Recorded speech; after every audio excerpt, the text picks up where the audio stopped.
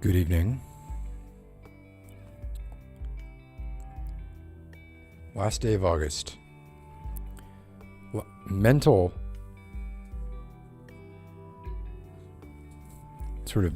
the last day of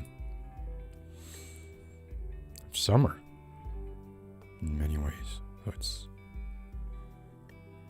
crazy hot here, and probably will be for a while. But I feel it. I felt it this morning. I had to get up early this morning. For those of you who don't know, my family from my ex-wife and kids, I'm referring to, and myself, we're all Virgos. We're all conceived on or around New Year's Eve children. So, got like 5 that I know of, like just off the top, 5 birthdays coming up in the next couple of weeks, including my own, where I will turn, as Juan's mother rightly pointed out, 55 years old. Double nickels. I've decided to just skip my early 50s, rip the Band-Aid off, go right to mid-50s.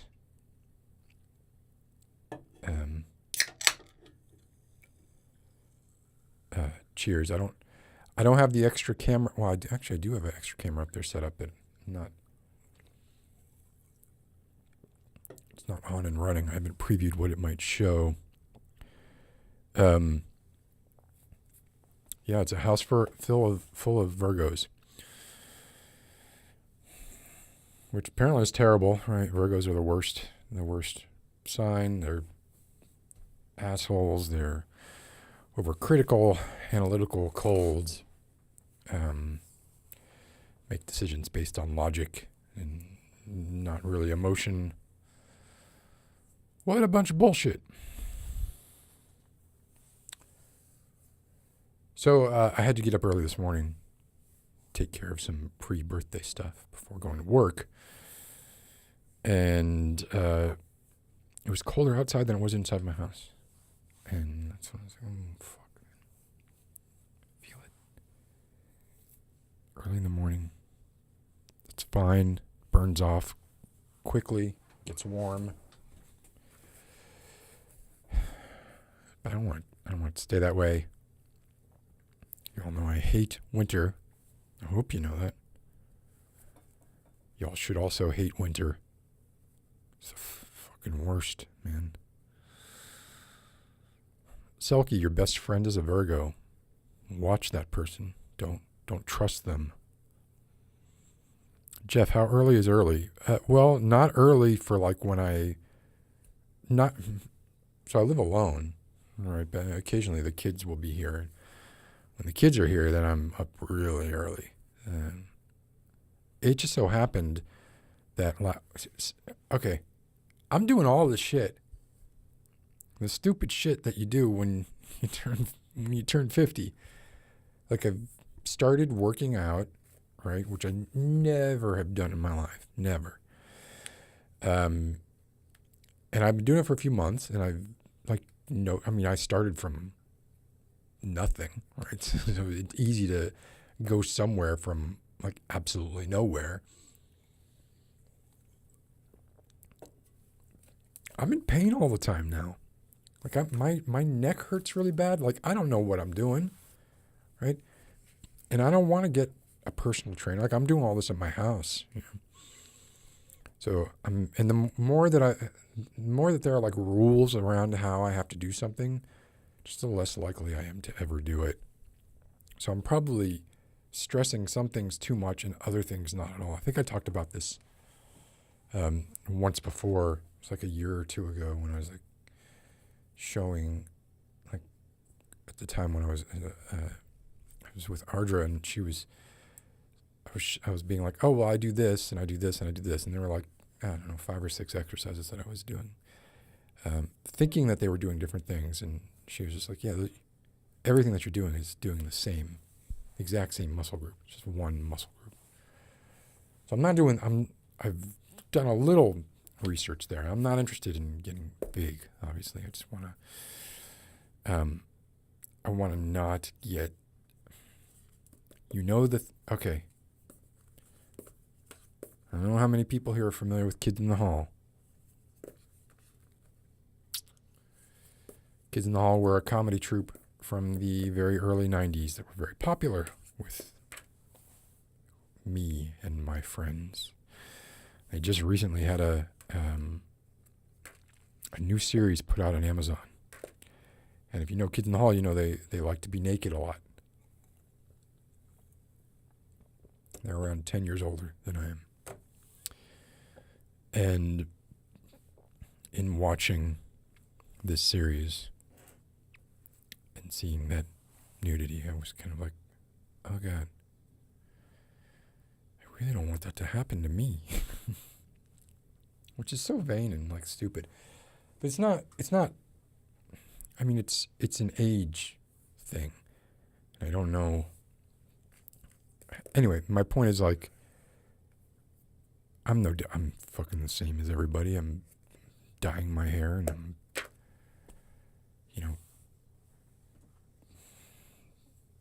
driving a sportier car and doing all that fucking crap. Dating too young, like you have the checklist. You put up the checklist and you can see it. Like here are the things that people do when they turn that age, right? Or when they get around that age, they go through this kind of a midlife. It's not a midlife crisis. I wish it was a midlife crisis. It's horribly optimistic. Call it a midlife crisis. But I'm doing all that stupid crap. But anyway, so I'm getting up early this morning. That's when I noticed that it was cooler out. And I got sad. I got sad.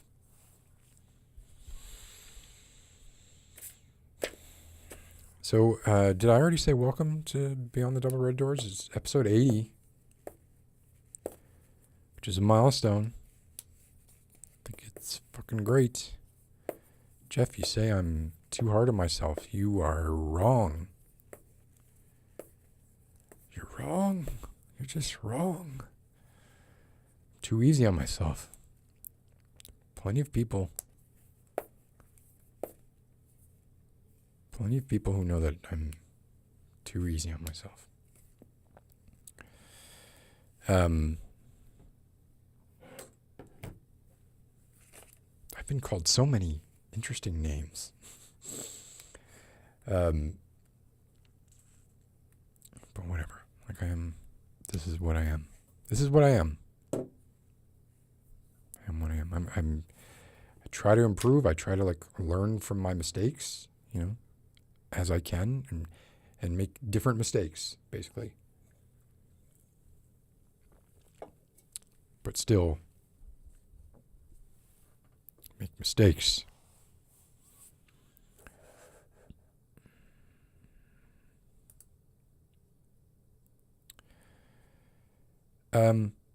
You think I don't know what white hair looks on me? How it looks? That's so sweet of you to think that I don't already know this. One, I've done it before for role plays, for videos. Shout out 6 Steps of Eternal Slumber. Just go to the end. What's funny is that video is now like 7 years old. And in that video, I artificially age myself throughout the course of the video. And if you look at it now, you can you can see the beginning of the video. How I look now is about how I look, about 2/3 of the way through the video with the aging stuff. So, no, my hair is not white. I guess it's salt and pepper, but it's just salt. It's salt and pepper in a way that I don't like. I don't actually mind it on my head, but excuse me, I just don't like it here because it's a very clear, it's like, this is always white. And then there's like some stragglers of white here. And to me, it's just weird. There's like this weird white stripe down the middle like that. I don't like it. This is too much. I overdid it here, but sometimes I overdo it. I don't really care anymore. Like I used to be like, oh, don't overdo it. It's going to look, people will tell that you do it.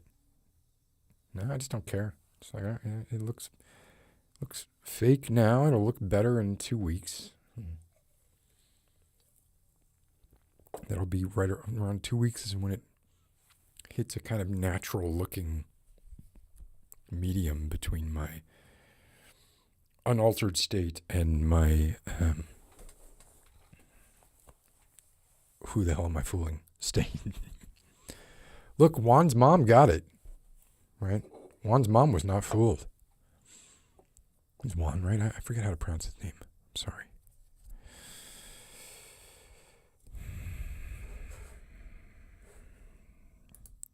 What did I miss? What did my look, my reading comprehension is good. My elementary school teachers told me this. Strange, my son had, just gone back to school for the year. Brought home some homework. Can I show? I guess I could show it. Brought home some homework. Well, I'll just read it. I'm not going to show this. But, it's typical, just out of kindergarten stuff. A paper separated into 4 quadrants. That's redundant. A paper separated into quadrants.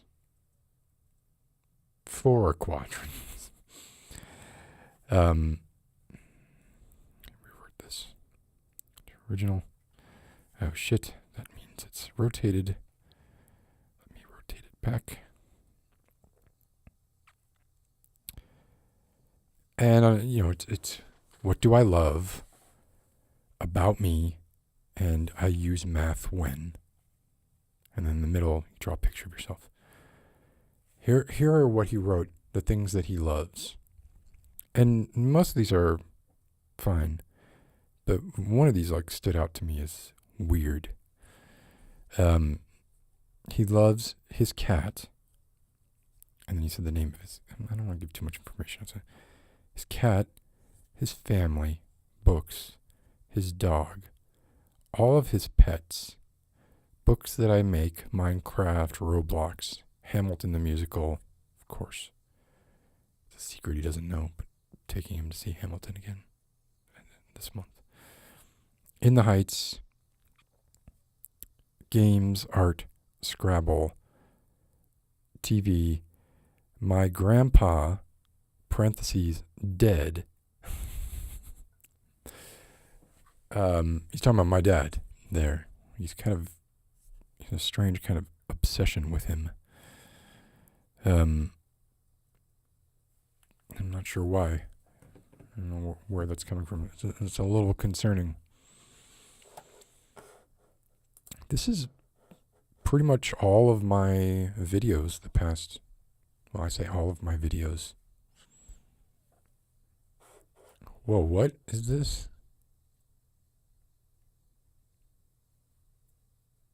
Do you cheek your meds, Nasha? It varies a little here, Olivia, right? But pretty much first week of September. Some are going back next week. Some went back already, or like even before this week.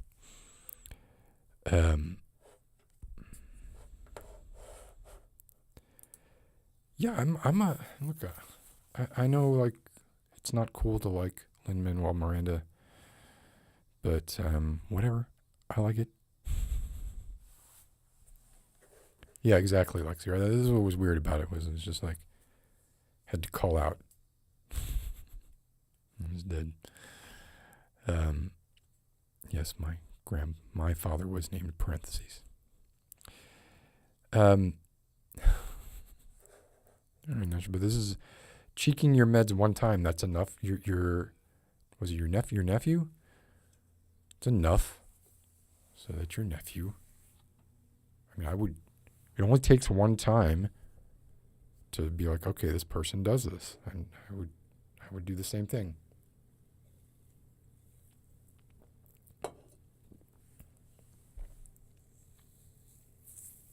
So anyway, every parent loves their son, their kids. I think I would be a little disappointed if my son were not weird. He's definitely weird. So yeah, he's a strange little guy, which I like because I don't ever really know what he's thinking. He surprises me. The things he said, kids say the darndest things, whatever. He thinks about weird stuff, and is pretty morbid. So works great. Why would he be morbid? Oh God, see, even turning my neck hurts because I'm sure I'm doing a bunch of shit wrong. But I'm getting some results, so I'm gonna stick with it. And just try not to turn into the kids in the hall. Terrible thing to say. What a terrible thing to say.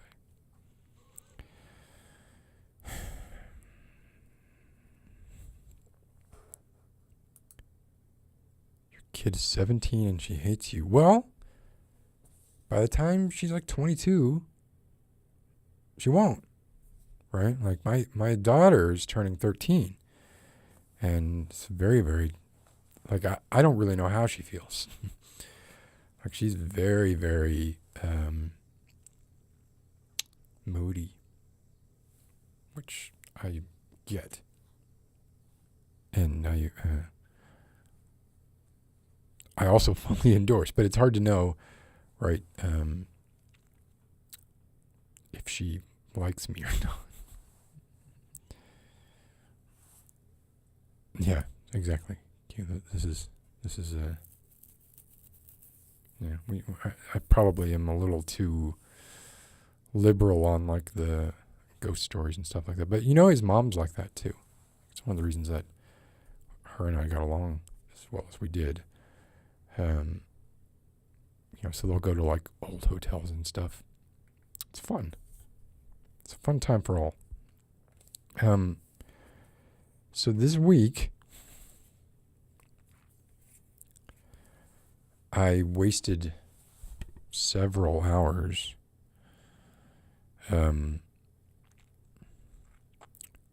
listening to / watching the Joe Rogan Experience. The reason that I did it was because he was interviewing. Originally, it was because Dave Mustaine was on. For those of you who don't know who Dave Mustaine is, basically he is the band Megadeth and was originally the lead guitar player for Metallica before he got kicked out for being a dick. Whatever, I'm sure they were all dicks, but anyway, I knew he had cancer and a whole bunch of stuff, and he'd come back and, I'm not like necessarily like a huge Megadeth fan. I was when I was younger. But I wanted to hear what's he going to talk about? Maybe, it's unusual. Like he doesn't really talk very much. I mean, he's a big mouth. Like when he does talk, he's a big mouth, and he seems to be like a bit right-leaning lately. Talks about like the scamdemic, all that kind of stuff. But I was thinking, 3 hours of talking to this guy, maybe some bit of new information that has not been gone over 100 times already will come out. Nope, I was wrong. I thought he presented himself as pompous and, he did something very much what kind of led to the name of, or what, like, the theme I wanted to cover today of, like, how we lie, like the ways in which we lie, and how some of them are like so insidious, and we even can convince ourselves that we aren't lying. And I saw, 3 very good examples of that in the public sphere over this past week. And one of them was Dave Mustaine, and one of them was also on the Joe Rogan Experience, because then after that, I saw some tweet of something said that was really, that Aaron Rodgers was on Joe Rogan, I think a couple days later, read something really stupid that he said. I was like, okay, now I gotta go watch this. So I ended up only watching like maybe 2 hours of that, but 2 hours of an interview with a football quarterback. Like, I couldn't have been less interested, and I was just constantly like waiting for the idiocy to come from his mouth. And the guy's a fucking idiot, right? And a self-aggrandizing idiot too, right? Like, there's a typical kind of stories where he's like, yeah, and I went to college, and you know what? My culinary teacher told me I'd never make it in the NFL. And then I was destined for failure.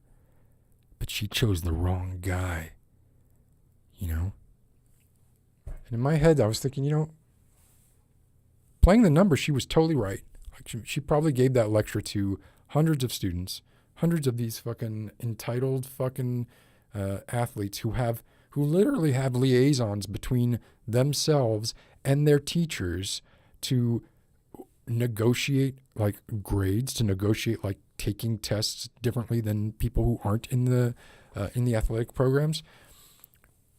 Yeah, if I were that teacher, I would probably be like, yeah, you know what? You're probably not going to make it in the NFL. You should have something else to do. And if that teacher gave that piece of advice to 1,000 students, she was probably only wrong once. And it wasn't necessary. I mean, you were very good, but you were also lucky, right? So played out as like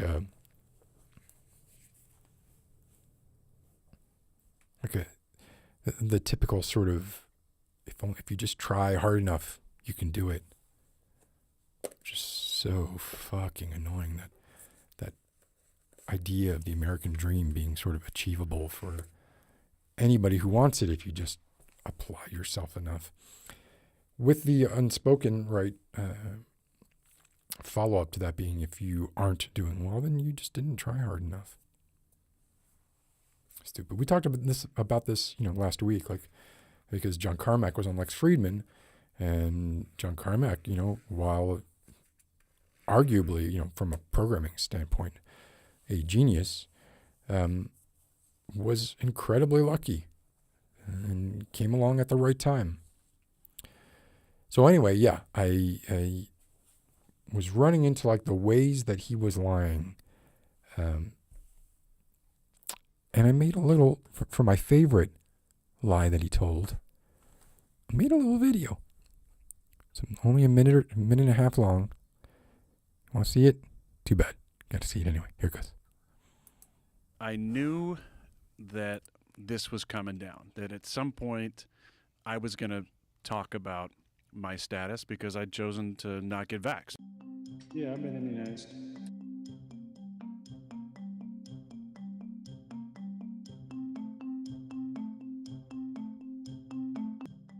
It involved basically a couple-month process of taking a diluted strand of the virus. How are they even getting a diluted strand of the virus? I don't know that exactly, or want to get into that exactly. I don't think. So I've been ready the entire time for this question and had thought about how I wanted to answer it. Yeah, I've been immunized. And I had come to the conclusion, I'm going to say, I've been immunized. And if there's a follow-up, then talk about my process. They didn't follow up. Yeah, I've been immunized. There's a lot of conversation around it. There's guys on the team that haven't been vaccinated. I think it's a personal decision. I'm not going to judge those guys. So then I go the season, them thinking some of them, Yeah, I've been immunized. that I was vaccinated. And then sure enough, I contract COVID in at the beginning of November, end of October. And that's when the storm hit, because now I'm a liar. I'm endangering, the community, my teammates, all these people, and the attempted takedown of me and, my word and my integrity began. But Yeah, I've been immunized. so that was difficult. Poor guy. Poor guy. So there's so much there, like in looking, fairly closely at the way that he both said what he said in the press conference, and then justified what he said post facto in the Joe Rogan interview. Right? So he said he'd been immunized. When asked, "Were you vaccinated?" he said, "Yeah, I've been immunized." "Yeah, I've been immunized." "Have you been vaccinated?" "Yeah, I've been immunized." Some other guys, he misdirects. He says in the post facto, like, what my plan was. It's like, well, I was waiting. I was giving them, if they followed up, I'd have told them about this bullshit homeopathic thing that I just made up just now.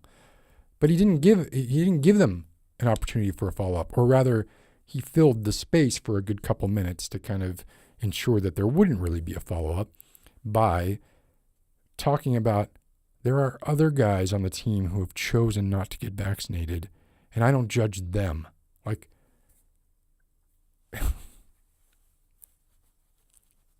and then he goes on to say in the post facto, like, here now let's rewrite what happened. He says, and there were press people who believed that I'd been vaccinated. Of course, because you fucking said it. You know exactly what you said. You know exactly the tactic that you tried. Now, Joe Rogan actually asked a follow-up when he talked about his process for his homeopathic bullshit diluted live version of the virus, which doesn't exist, and he knows it doesn't exist.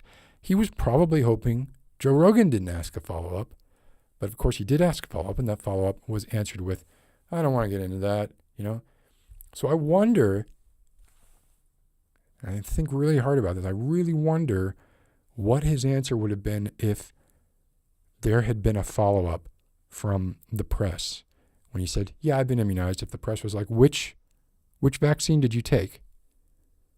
I would bet you a shit ton of money his response would have been, "I don't want to get into that. I don't want to like pick one side or the other or whatever.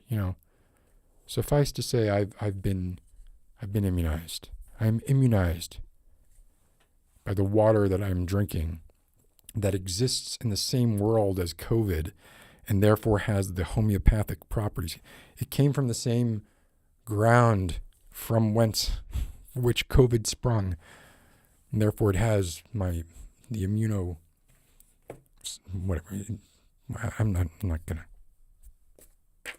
Y'all know what homeopathic medicine is, and whatever. I understand hesitancy at like big pharma. Sure, I get it. But that was just outright lying. And then also in the post facto, trying to kind of get sympathy for himself. And so they really came down on me. And when I caught COVID a couple months later, even though I never said I'd been vaccinated, I only said I'd been immunized, and that other guys on the team had chosen not to be vaccinated, and that I wasn't going to judge them. Such a good guy. Like, he's not going to judge them. Where there really wasn't room for a follow-up there. The follow-up, like, it almost seemed like he was trying to tee up a follow-up of, well, aren't you, worried about working so close with these other people that you just unprompted brought up and called out, essentially, like other members of your team who were not vaccinated?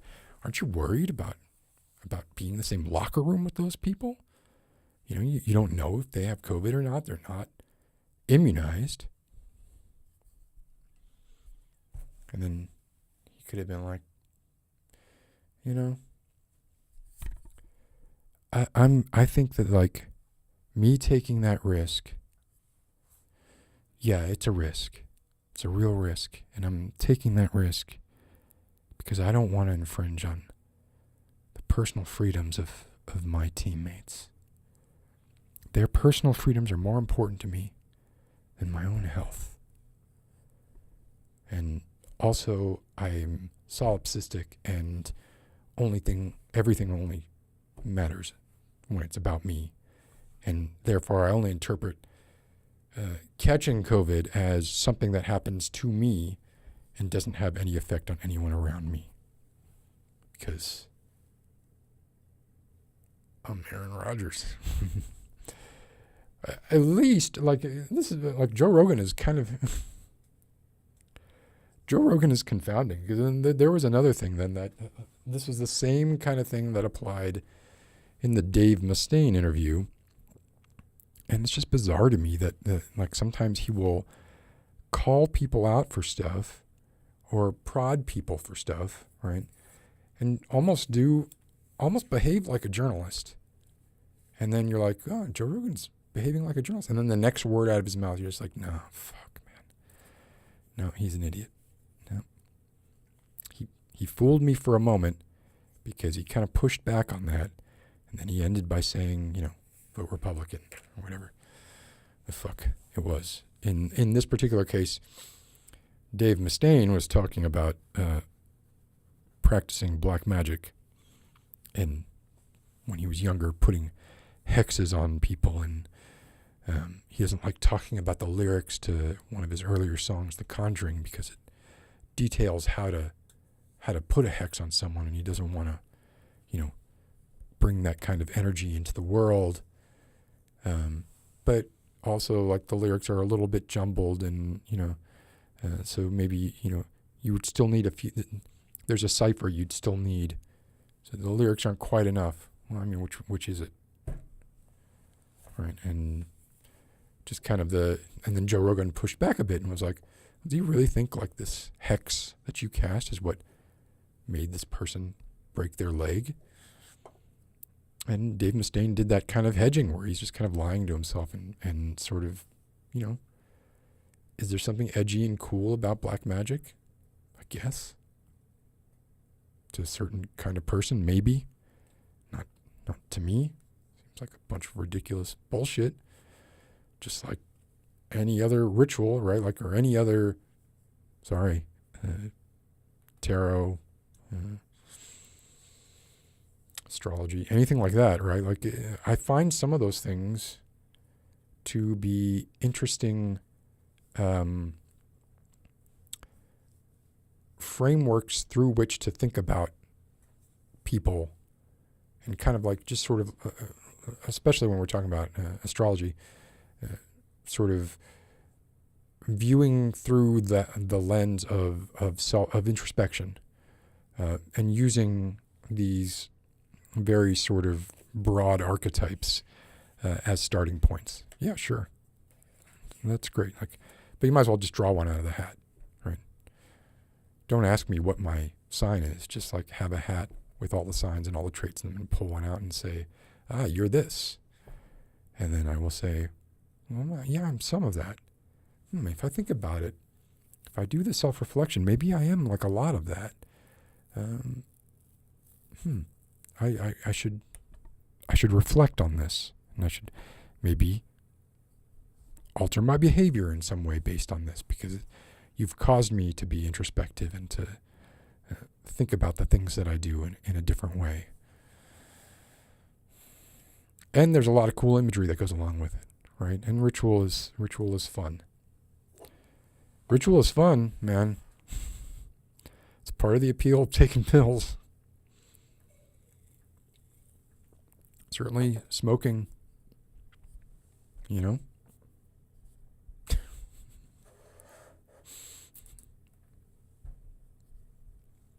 That's a good one.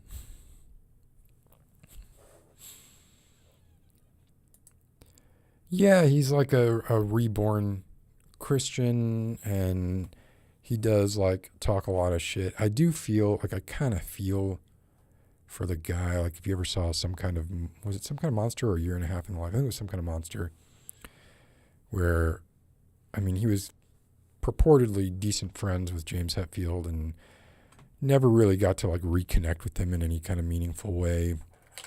And just imagine like if you were the guitar player for Metallica at 19. I mean, he was quite successful on his own, and I do not think, I mean, well, we could speculate all you want, but, you know, it doesn't seem like his personality type. I don't know how long he would have lasted there. That would have been a ticking time bomb. And had it happened later, it might have, you know, blown up the band. Who knows, right? So,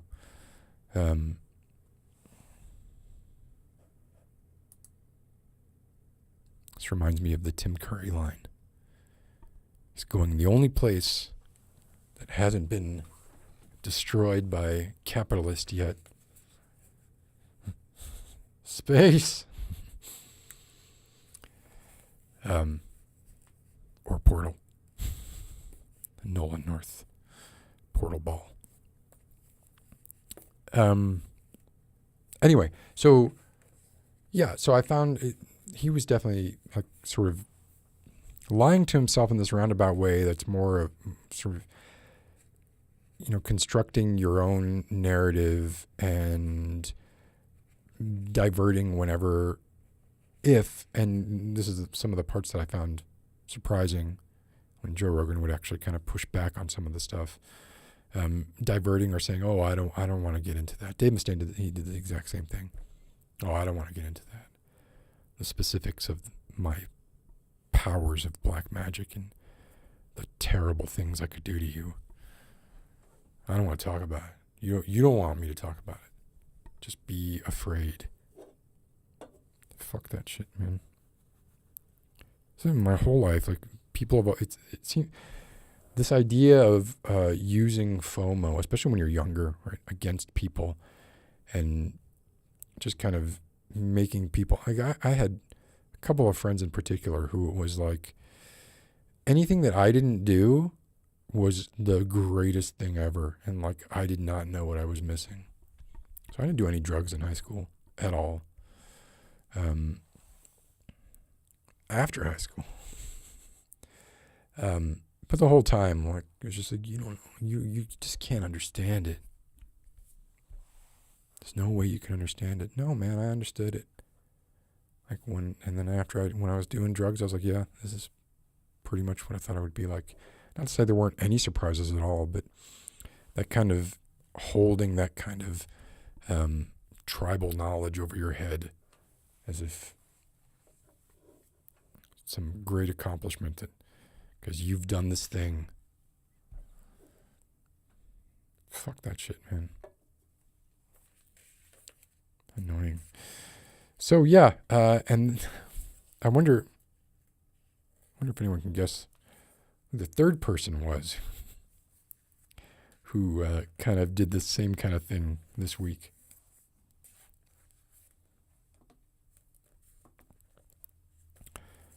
That's right. Jordan Peterson. Was that this week? I'm not 100% sure if it was this week, but I noticed it this week. He tweeted this. So, for those of you who don't know, Jordan Peterson got banned from Twitter because of this hateful comment that he made. Dead naming somebody, calling a physician criminal, you know, the usual fucking Jordan Peterson bullshit. And then he made a video saying he would rather die than delete that tweet. But then he deleted the tweet. And then he tweeted a picture of the tweet, which somehow, I guess, subverts terms of service, right? And said that he had to delete the tweet to do some necessary house cleaning of his account. Sure, buddy. I mean, tell yourself the lie. right? There's so many lies that this person is telling themselves in order to get out of bed every day, and then, make his bed. There has to be like his 12 rules for life. Like the mental gymnastics that this person must do in order to feel like, especially because he's mentally sort of on the brink already, right? So, like, to get past that and to be like, yeah, I'm gonna continue today, and I'm gonna keep doing the same shit, or I'm gonna do it worse. I'm gonna double down on everything. I'm gonna just say fuck everybody and act like I will knowingly conflate freedom of speech and violating terms of service, and act indignant about it, and keep pushing those things because hey, it makes a lot of money. Got a lot of young kids. We haven't even talked at all about Andrew Tate, and I don't really want to, right? So I probably won't. And I feel like people who are another way of being disingenuous here. Let me get this off the screen. Sorry.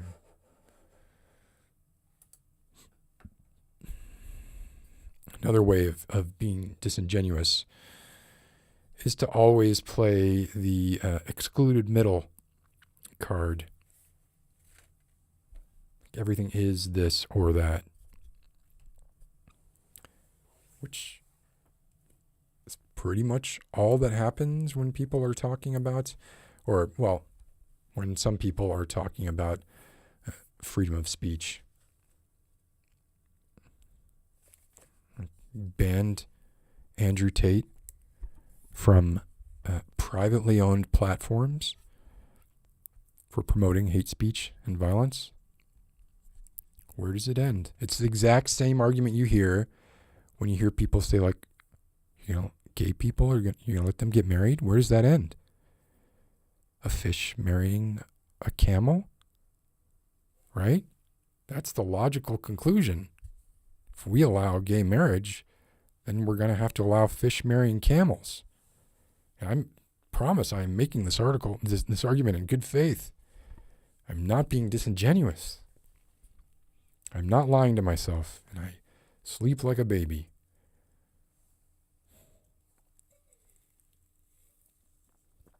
That was me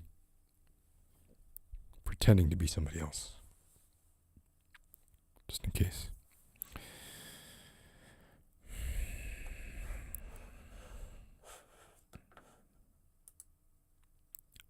Whoa, wait a minute. Is this true?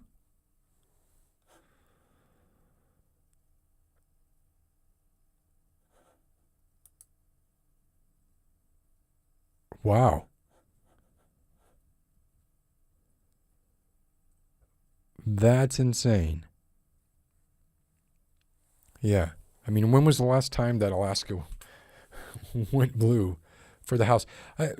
So I've been, kind of monitoring what the projections are for House and Senate seats, and it does still seem like there's enough red steam to get a significant majority in the House, but that the Senate is still going to go blue, or be blue, continue to be blue. But I haven't been following it closely enough. I am curious. Like, it is very. Oh, here's the other thing.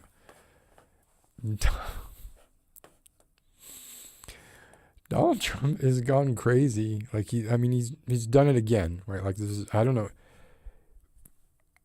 I'm not saying that I feel sympathy. There's a part of me that feels a little bit of sympathy for Donald Trump, because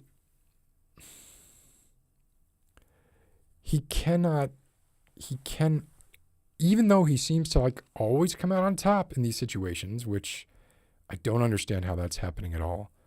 Like, I don't understand how, and I don't understand how other people are not being prosecuted, right? If Donald Trump is being protected by something, like, there is a large group of people around him, and maybe this is like the DOJ doesn't want to prosecute the little guys, right? They're aiming for the big orange dude. Maybe that's the case. I don't know. In a year from now, the plan may all be clear. I wouldn't hold out too much hope for that, though. But even he asked for a special master to be appointed to determine what documents that were seized by the FBI would be covered by attorney-client privilege. And as a result of that essentially forced the DOJ, or at least maybe not forced them, but gave them an excuse to publish images of some of the documents, like scattered. One image that's being circulated everywhere, just like all these top secret documents just kind of scattered on the floor. And Donald Trump is, replying that, well, no, the FBI agents did that to make it look bad. But this was the Truth Social tweet. So he tweeted tweeted. He truthed like 60 truths on Truth Social. One of which was this.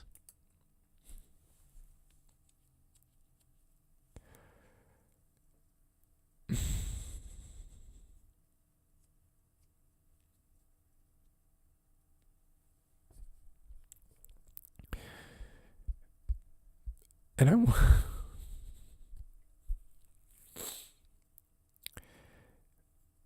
I wonder if he really thinks this.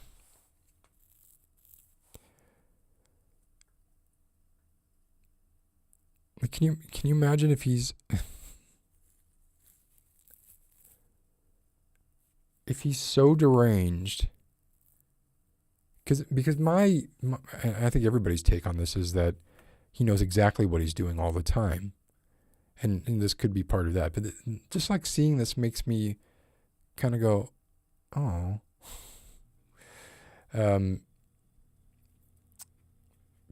Because what if he really is so, I hate to say lost in the sauce, right? But if he really is that out of touch with reality that he can somehow convince himself that it really is sort of like, the establishment against him. And then he would just have this moment of vulnerability. Just one lapse. One moment. This is very different than his own son tweeting a picture of. Imagine your son tweeting a picture of you with a big black bar over your groin with the caption, "Redact this." Because that's the kind of son that Donald Trump has. So imagine just having this moment of vulnerability and being like, yeah, I mean, I just don't get it. Like, why does everybody seem to hate me? I don't understand. Like, I thought what I was doing was right. But people are being mean to me. Why are Melania's mean to me? I just wanted to be, close to Ivanka. Who's Ivanka? No, Ivana. Ivana's the one who's buried on his golf course to give them a tax break. I just found this to be a pretty hilarious sentiment. Coming when it did and from whom it did. It's bizarre. It's bizarre how tall Barron is. Right? He is huge. And he grew so much in those 4 years in office. Dude is towering. Oh, good night, Maddie. Thank you for coming by.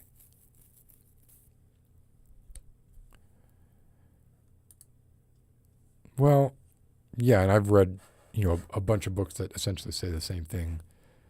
Like there is no, yeah. But that kind of almost speaks to what I was saying, right? Like he genuinely buys his own bullshit, I don't know what this means, Q. Kinning conservatives. Kinning? I don't know what that... Talking about, their kids? What? I don't know what that means. Yeah, Trump feels a bit like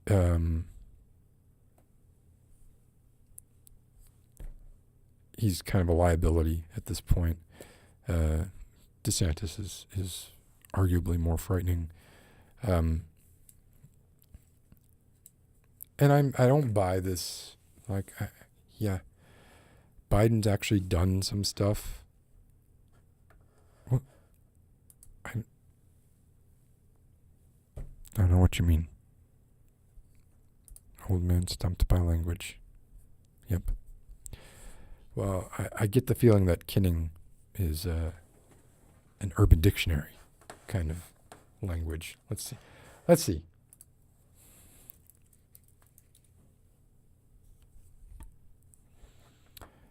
Oh, yes, this is okay. Yeah, this is an Urban Dictionary kind of thing. Okay, yes. Well, no, I mean, you have to, well, I guess you don't have to, but it's nice to try and understand the inner workings of the enemy, right? Or, someone, even if you don't agree with them, maybe you can bring them over. Maybe you can save them. At the very least, it gives you more insight into why they're, if you have more insight into why they're behaving the way they're behaving, it gives you better predictive ability. So,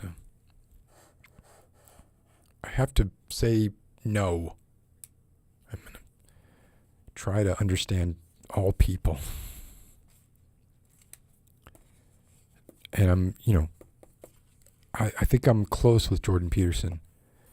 I think I'm going to make a breakthrough in the next 5 years where I finally understand.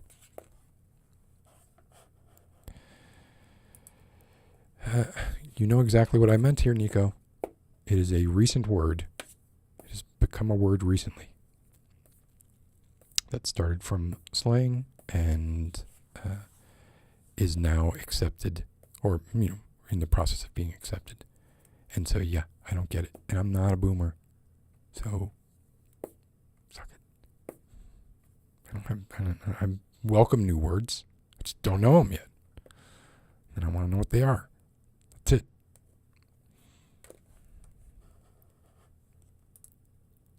I think I did. I think I did it well. What is wrong with understanding the enemy? I mean, I would love to have a deep understanding of how Putin thinks. I would love to have a deep understanding of how Trump actually thinks. I just would. Wouldn't make me any more sympathetic to them. Think of it this way, it's intel. That would be intel. Yeah, I watched this.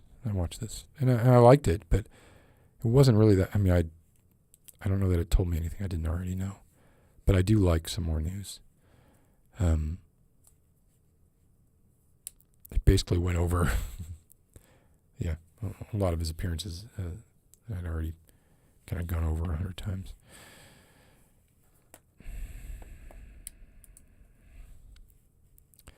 Yeah, it's weird, this sort of resurgence that he's had recently where the bar is so low, kind of like it was with Trump, right? The bar is so low that, like, if he can get through a speech without, like, a really big gaffe, it's considered a win. I am still, like, really, really down on him being the nominee in 2024. I know that everyone seems to think like, oh, no, just got to get used to him running again. I mean, if we do that, what we're really doing is electing the vice president to the presidency. He's already the oldest president. If he were to serve another 6 years, he'd be 90.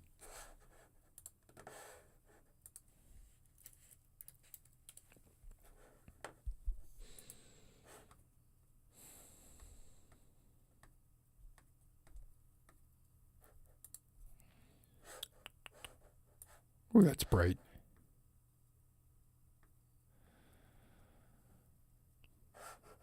Well, he'd be 85. So, I don't know. And I would love to find somebody younger, somebody with sort of more natural energy, not the sort of energy that you get in a syringe. I said it. I said it. Very different. Comparing to the Queen is very different.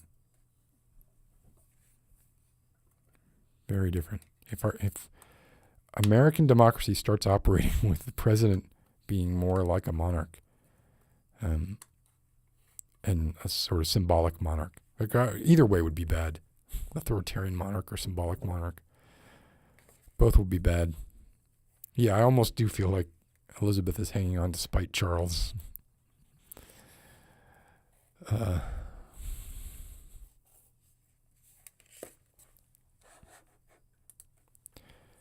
I'm with you, Katie. I also have zero energy. Almost all the time. So, hey, I'm not gonna be like super going into this, but I have been, probably most of you have already seen this already, but I'm gonna show it anyway. I have been working on the system that I'm going to use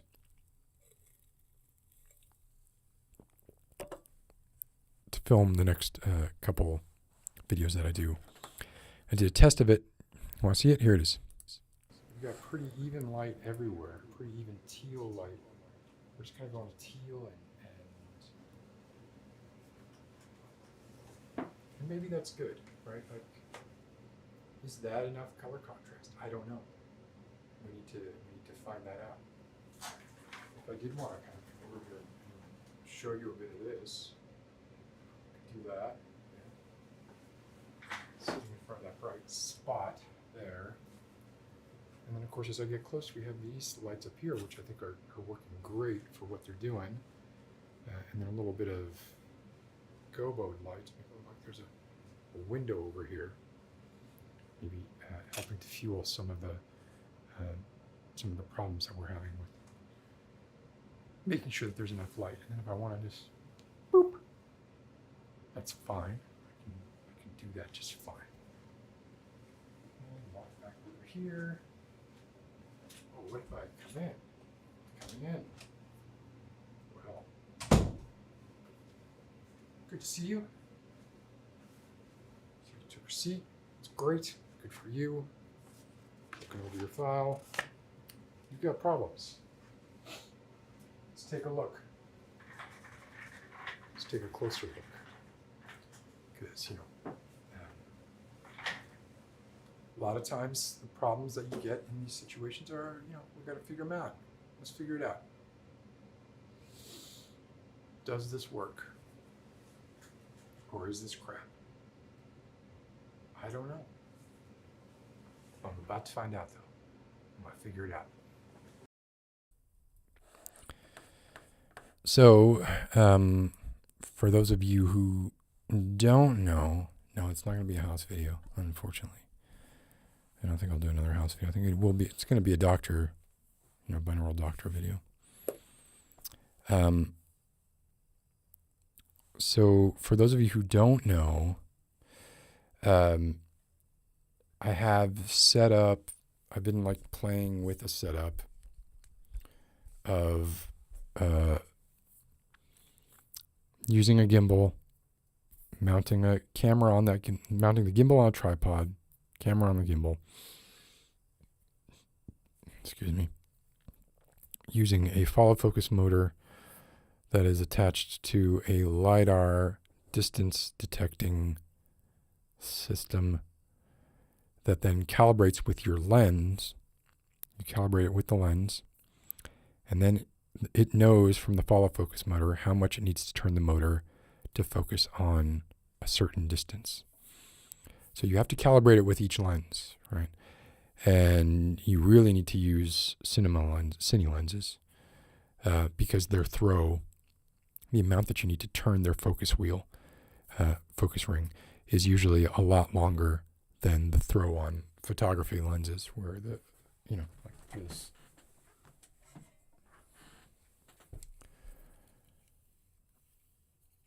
Actually, this is a pretty long throw, but this is a Voigtlander lens. But so this is not a good example, because this is basically a Cine lens without gears. But you can't have like focus by wire lenses that needs to be like, you turn it this much, it focuses 0.25 meters away, etc. But what was like really what surprised me, there's a couple things that surprised me about it.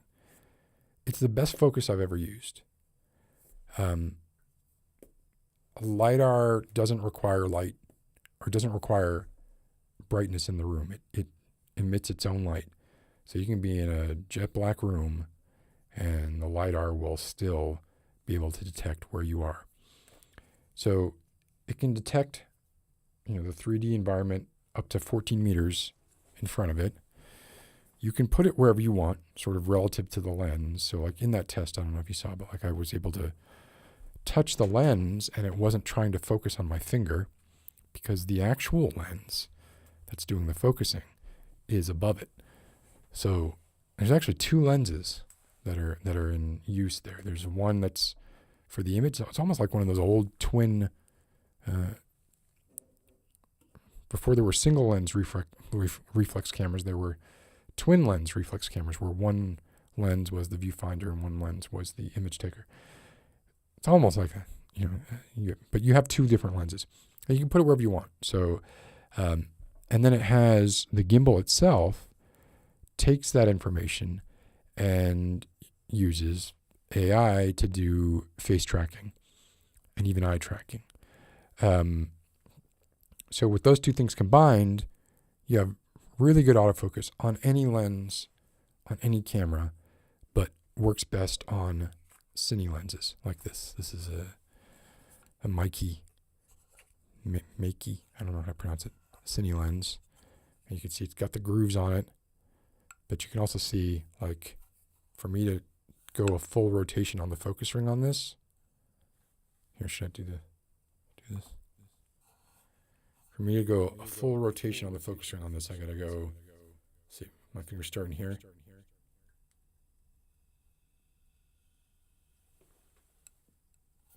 It's like 270 degrees. It may even be a little more than that. Maybe closer to 300 degrees. When you do that, there's no change to the front element of the lens. It's another hallmark of a Cine lens. And ideally, there's no focus breathing, so there's no pulsing in and out. Those are all. And the other thing is, like, so I have a couple of these now, and their aperture ring and the gears and the focus ring and the gears are at exactly the same distance from the flange. So when I change one lens for another lens, I don't have to move the focus motor or anything. It just works. Right? And so you have a motor physically moving this on the outside, right? A follow focus motor. And just by virtue of that, you don't have the kind of pulsing that you get. The LiDAR knows exactly where it's focusing. It knows how far to go. It returns the information that your eye is 0.4563 meters from the lens. It knows on the lens where it needs to turn it to be at 0.4563 meters, and it moves there and eases into it like that. Whereas if you have autofocus, a lot of times it does depth by defocusing, which is to say it actually overshoots and then undershoots and then gets to the middle. So that's why sometimes in a lot of cameras you'll see like that kind of pulse when it does contrast detect or depth by defocus. So it's essentially like, in order to get it in focus, first it needs to throw it out of focus a little bit, a little too far, a little too close, and then it gets it, right? Doesn't happen with LiDAR, because LiDAR knows exactly where you are. It doesn't happen with like phase detect. There are other autofocus detect systems that are autofocus that don't do it either. But in this case, I still think it's better than that, even because you have such a long way to go on this lens, or on almost any cine lens, that it, by that nature, it just is more organic and smoother. So I'm like over the moon, like with looking at that stuff and wondering, thinking of the applications of it, like essentially having a camera person with you who's not laughing at you for doing ASMR, which has been a problem in the past. Oh, did I have echo? Oh, well, I'm glad it's gone.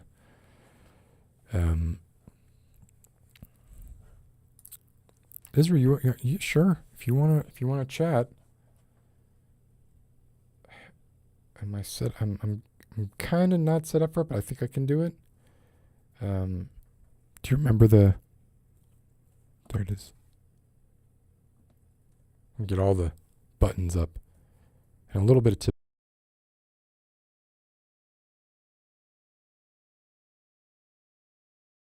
So he goes wherever I go. I miss my tiptoe. I'm always gonna throw that in because it's fucking hilarious, and it's Bob Odenkirk. So, I haven't really taken many calls lately. Oh, this is like, I wasted a bunch of money. Also, going to the Philadelphia State Penitentiary, renting that out with Paul, and finding out after we got there that they had to have 2 chaperones with us at all times. And they happened to be like, I don't know, like 20-something-year-olds. So here we were, like 40-something, 2 40-something dudes trying to do some kind of ASMR stuff. And this is a few years ago, so this is, like, before ASMR was really, as accepted as it is now. I don't know if anybody's seen the new Beavis and Butthead, but GB's in it. GB is in the first episode of the new series of Beavis and Butthead. They're telling some, I don't know, Mike Judge needs to update his jokes a little bit, but I understand that's what Beavis and Butthead are, but, didn't love necessarily the content, but pretty cool that GB was on Beavis and Butthead.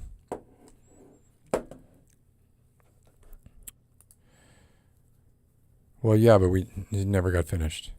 There was just a little bit of it that got done because we ran out of time.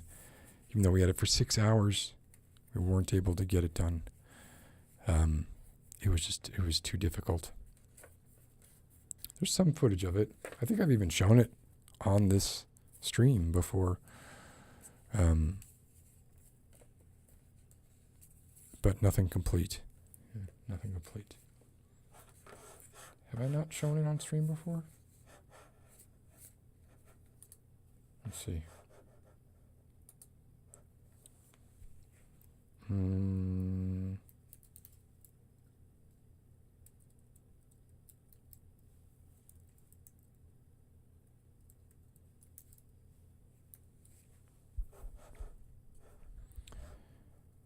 I don't even know what it... No, it wouldn't be on this Mac anyway.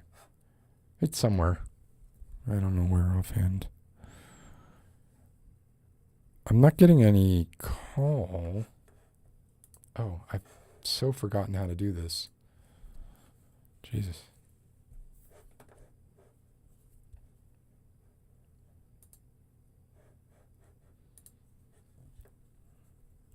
I actually have to respond, don't I? I'm not getting any email. Isra. No email from Isra. Here, look, I'm just going to do this. Oh, shit, I don't even have the window up. Kidding me? Oh, they're over here? Weird. Weird. Sorry about this.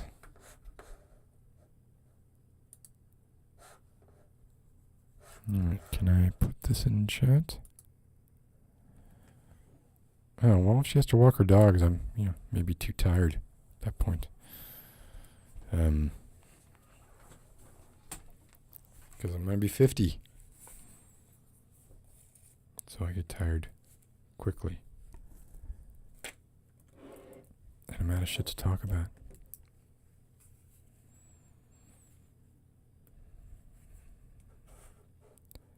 I'm not really interested in like gains as much as I am just not being droopy, I guess. I don't know. Yes, I think you're right, Q. I think it is in the Dream Team outtakes video. It was just a few seconds. It really was not great. Well, I mean, you can try to enter the green room. I still have to let you in. And I think there's a max. I've been fatigued lately. If I didn't know, shit. Or think that I have a good amount of immunity for at least a month or two, I'd be taking COVID tests left and right again. Well, I don't have any fever or anything. Just fatigue, and you can hear it in my voice. Yeah. A couple weeks. Few short more weeks of being in my 40s. My young, carefree, ASMR discovering 40s. I think I was 43. Or 40, no, that can't be right. It must have been 40. I don't know. I don't know how old I was. I don't remember how long I've been doing it. I just know how long it's been since it's been any fun.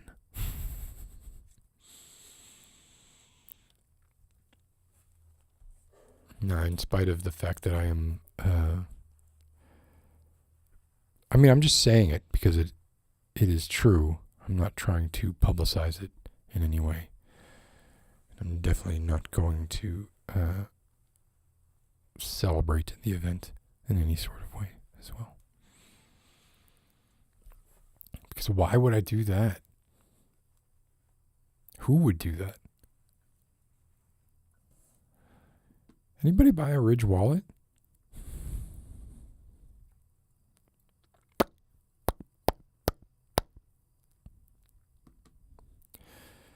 Did I start in 2014?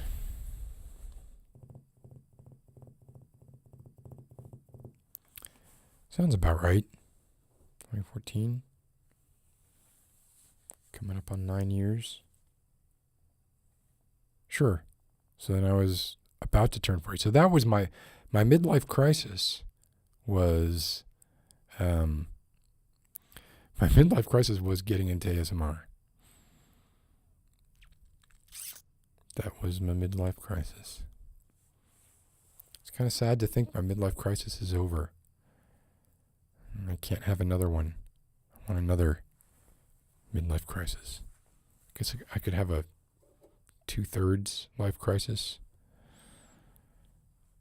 A 66% life crisis. Ironically at 60.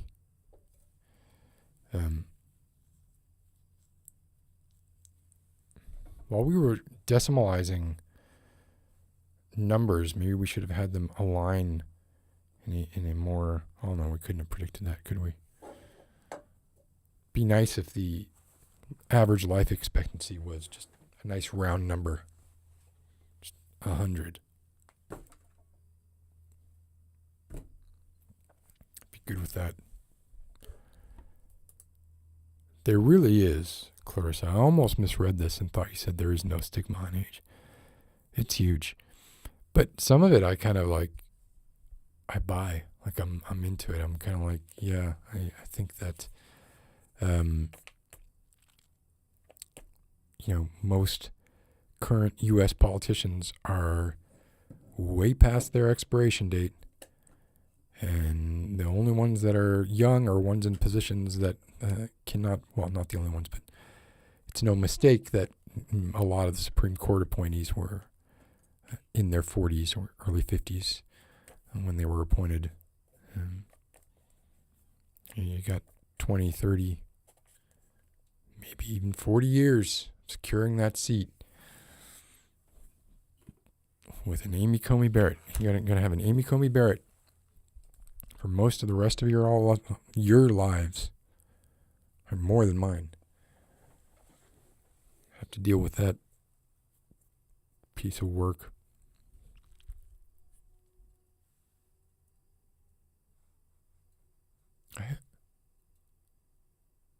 Sorry, hear sirens.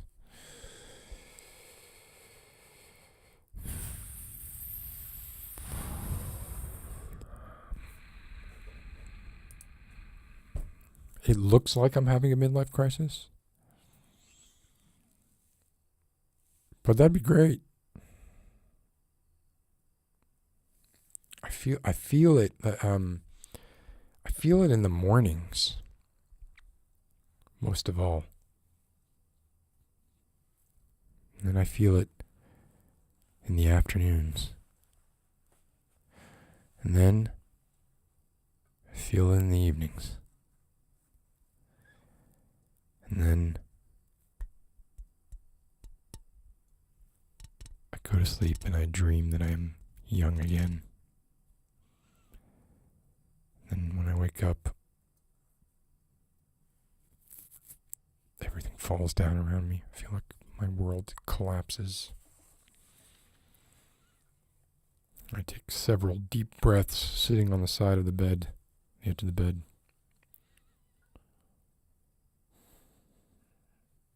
Do I want to do this today? Do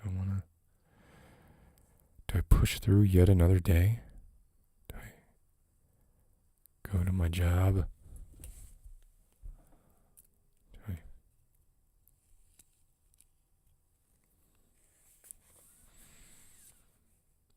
pretend to care about stuff? Do I wear my cool sunglasses with in-ear monitors?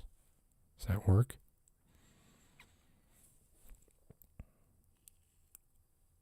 Do I do one of those?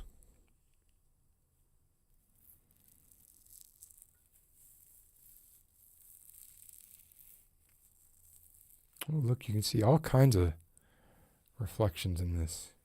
See if you can zoom in, enhance, use Topaz AI.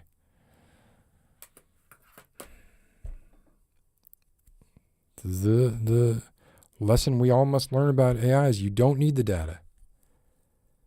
I mean, for years and years, I would watch movies, including Blade Runner, do the old enhance bullshit. And I would be like, dude, can't create data that's not there. This is bullshit. The data's not there. You can't make it out of nothing. What y'all are doing is not realistic. Turns out I was the dumb one. I don't think they were thinking the same way, but you don't need that data. You can generate that data. You can predict that data to a high degree of accuracy. Just like you don't need a Roomba in your house. Enough other people have Roombas that we know what's in your house. Ooh, by we, I mean, Uncle Sam.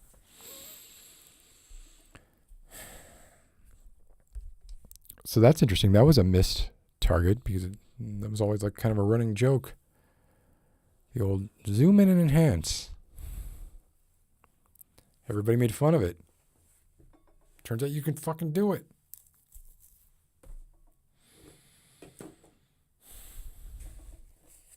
Who knows what's next?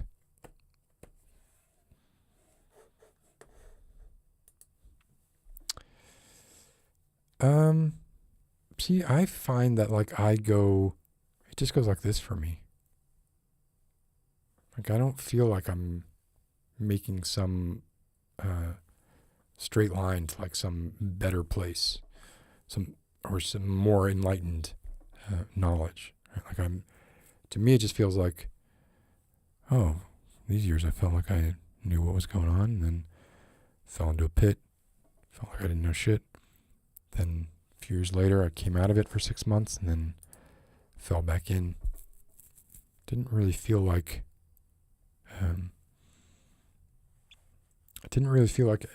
any sort of graph of progress, of real progress.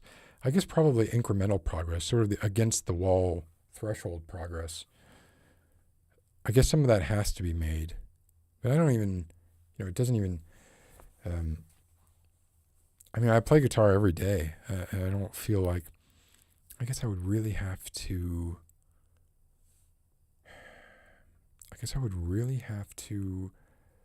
Sort of apply myself to a specific aspect of it, which I have been trying to do lately. I wish that, wow, Sarah Palin loses special election to Mary Piltola. Piltola. It's a difficult name to say. Talk about egg on your face.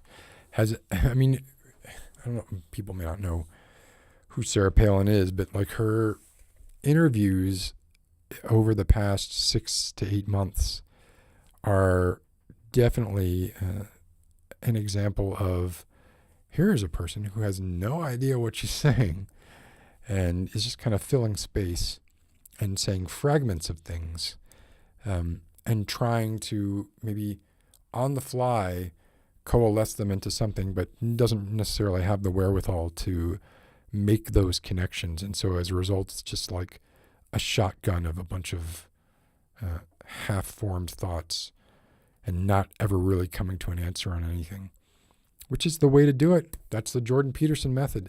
That's what he should be writing a book about. How to never answer a question. You answer a question, once you answer a question unambiguously, you can just say you've been immunized. Right? Once you answer a question, you're setting yourself up to be taken down because none of your answers are worth a damn thing. So don't answer any questions, and as often as possible, turn those questions around, throw them back at the interviewer.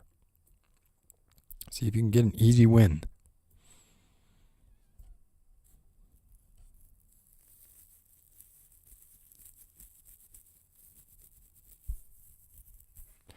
Oh, see, I knew nothing about this race.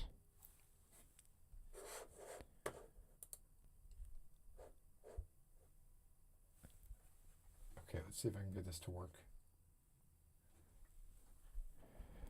This may take more than one shot, but we'll try it and see what happens. Y'all remember Isra? Isra, can you hear me? Hold on a second. Let me see if I can get you working over here. You try again?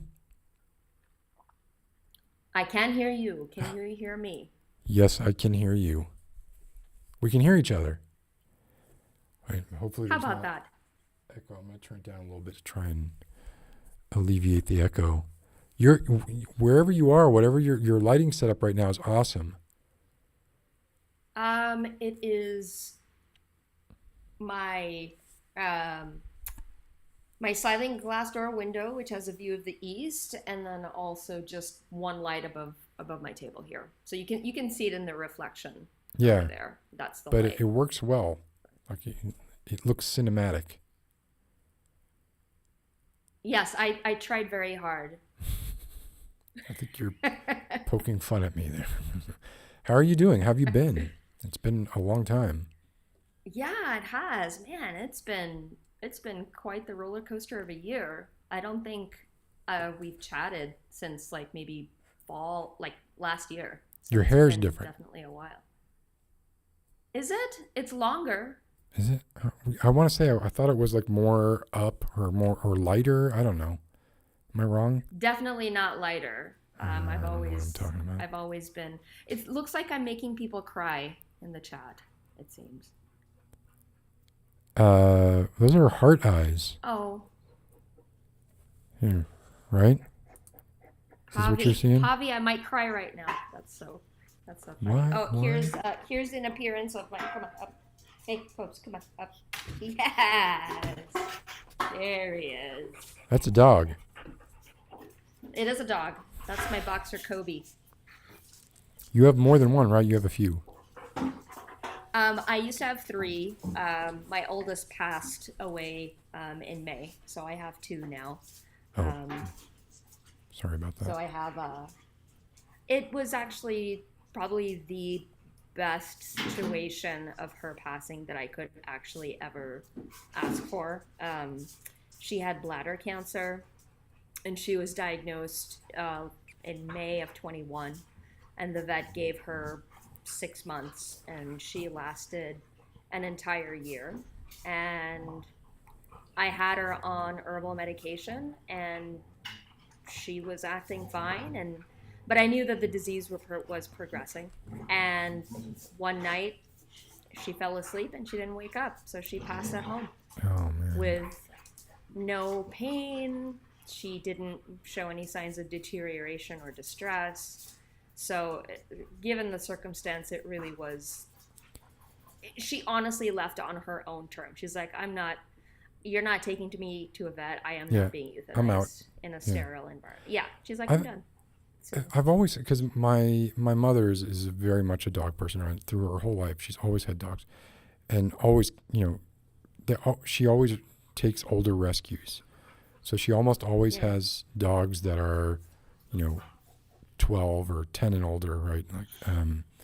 And so she's always sort of dealing with those kinds of questions where it's like, well, is this the morning where I think I need to take this dog to the vet, right, for the last time or whatever? Because so many dogs like go through this kind of horrible last 4 to 6 months of like not being able to swallow, not being able to walk, like all these kinds of things that are just what a terrible sort of position for a dog, right? But also for a person to be put in, where it's just like, okay, so you're essentially deciding when is it enough suffering, right? So I'm glad you were spared that at least, but I was prepared. I've not for a dog, but for a couple of cats, I've had to make that pretty devastating decision of like, okay, this is the day. So I was not looking forward to that with this dog, and she honestly spared me. I take that as a huge gift that she gave to me. So, well, I want to move to something happier. I don't want to bring you down too. I'm fine. I'm good. Let's see. I've been traveling a lot this year, so I've honestly been traveling almost every single month this year, except for April. Every single month. If I could, I just want to level set with you again because I want to be sure that I remember. You're like a psychologist for schools, or like a school, something like that? Hospital. Oh, that's right. You evaluate hospital staff, or why don't you just tell me again? I do leadership development, so my background is in organizational psychology. So I work with doctors, I work with nurses, I work with teams, I consult pretty much. And most of my experience has been in healthcare, and I currently work at a hospital doing that. So that's what I do. And then I'm also starting to pick up some speaking opportunities outside of my regular job on equity, diversity, and inclusion. So I've been doing a lot of keynote speaking and facilitation on the side, which has been really fun. So has that been like how you've been doing your traveling, or I guess a lot of that would just be Zoom, not in-person stuff, or? Actually, this last go around, I actually did it in person. But no, most of my travel has been a mishmash. So I was speaking at a conference, and then I've been like visiting with family, vacationing, spending good quality time with my family. Um, yeah, I'm just traveling, seeing friends, and it's been awesome. I've traveled to places that I hadn't been before, so Mostly it in the was nice. U.S. Yeah, yeah. Right now, just the U.S. I did You have live an in the South international somewhere, right? trip. You live Southwest. I want to say you either live in Yeah, like Arizona. Arizona. What is that? Mm-hmm. Was it Arizona. right? Arizona, Yeah, right? Because you yeah. have like mountains on one side and then desert or something, right? Okay. Yes, yes. See, I'm not. My memory isn't I'm impressed, Scott. I'm completely impressed. gone. Well, that's impressive. That makes me feel like I'm being patronized a little bit. Well, no, because last time I was on, the first state that you mentioned, you said, "Oh, it begins with an A," and then you said Arkansas. I was like, and I found that tickled me because I was like, of all the places that start with a person like me would be living in Arkansas. No, Well, tonight I'm surprised I didn't say Alaska, just because of that's true. That's true. the context. But so your work has been going well. I'm guessing like what has COVID done? Like I think we've talked about this a little bit, but I am curious. Like now that I don't know what is it. Is it kind of ending now? I don't. What's the protocol that's changed? What would you say the current state So, is? um, people are still getting COVID. Um, the people that are getting COVID are both. I think the trend now is basically if you haven't gotten it, you're gonna get it. Um, and I don't think uh, it's interesting. I think the narrative, at least where I work, is it used to be, we're all gonna die. And then after the vaccines rolled out, it was more of, oh, you got COVID because you didn't get vaccinated. You're admitted in the hospital because of your decision, Mm-hmm. right? Like, and I've had to work with a lot of folks who are having that type of, I guess you could call like moral injury. Like, how am I expected to treat someone that has made a personal decision not to get vaccinated? Um, so that was sort of like the next phase. And then now it's like COVID's COVID, you know? It's just Um, there. I think, yeah, that's it. That's it. Which, I mean, there were a fair amount of people who were predicting that, this was not going to be something that was ever going to really go away in any fashion. It was just something that would be added to the list of things that we sort of accept as normal, like colds and flus, et cetera, right? But more serious. But I suppose with the treatments that are, I think you might have frozen. I just realized I'm talking and I think you froze, Isra. Oh, Could you try calling back? And we lost Isra there. Let's see.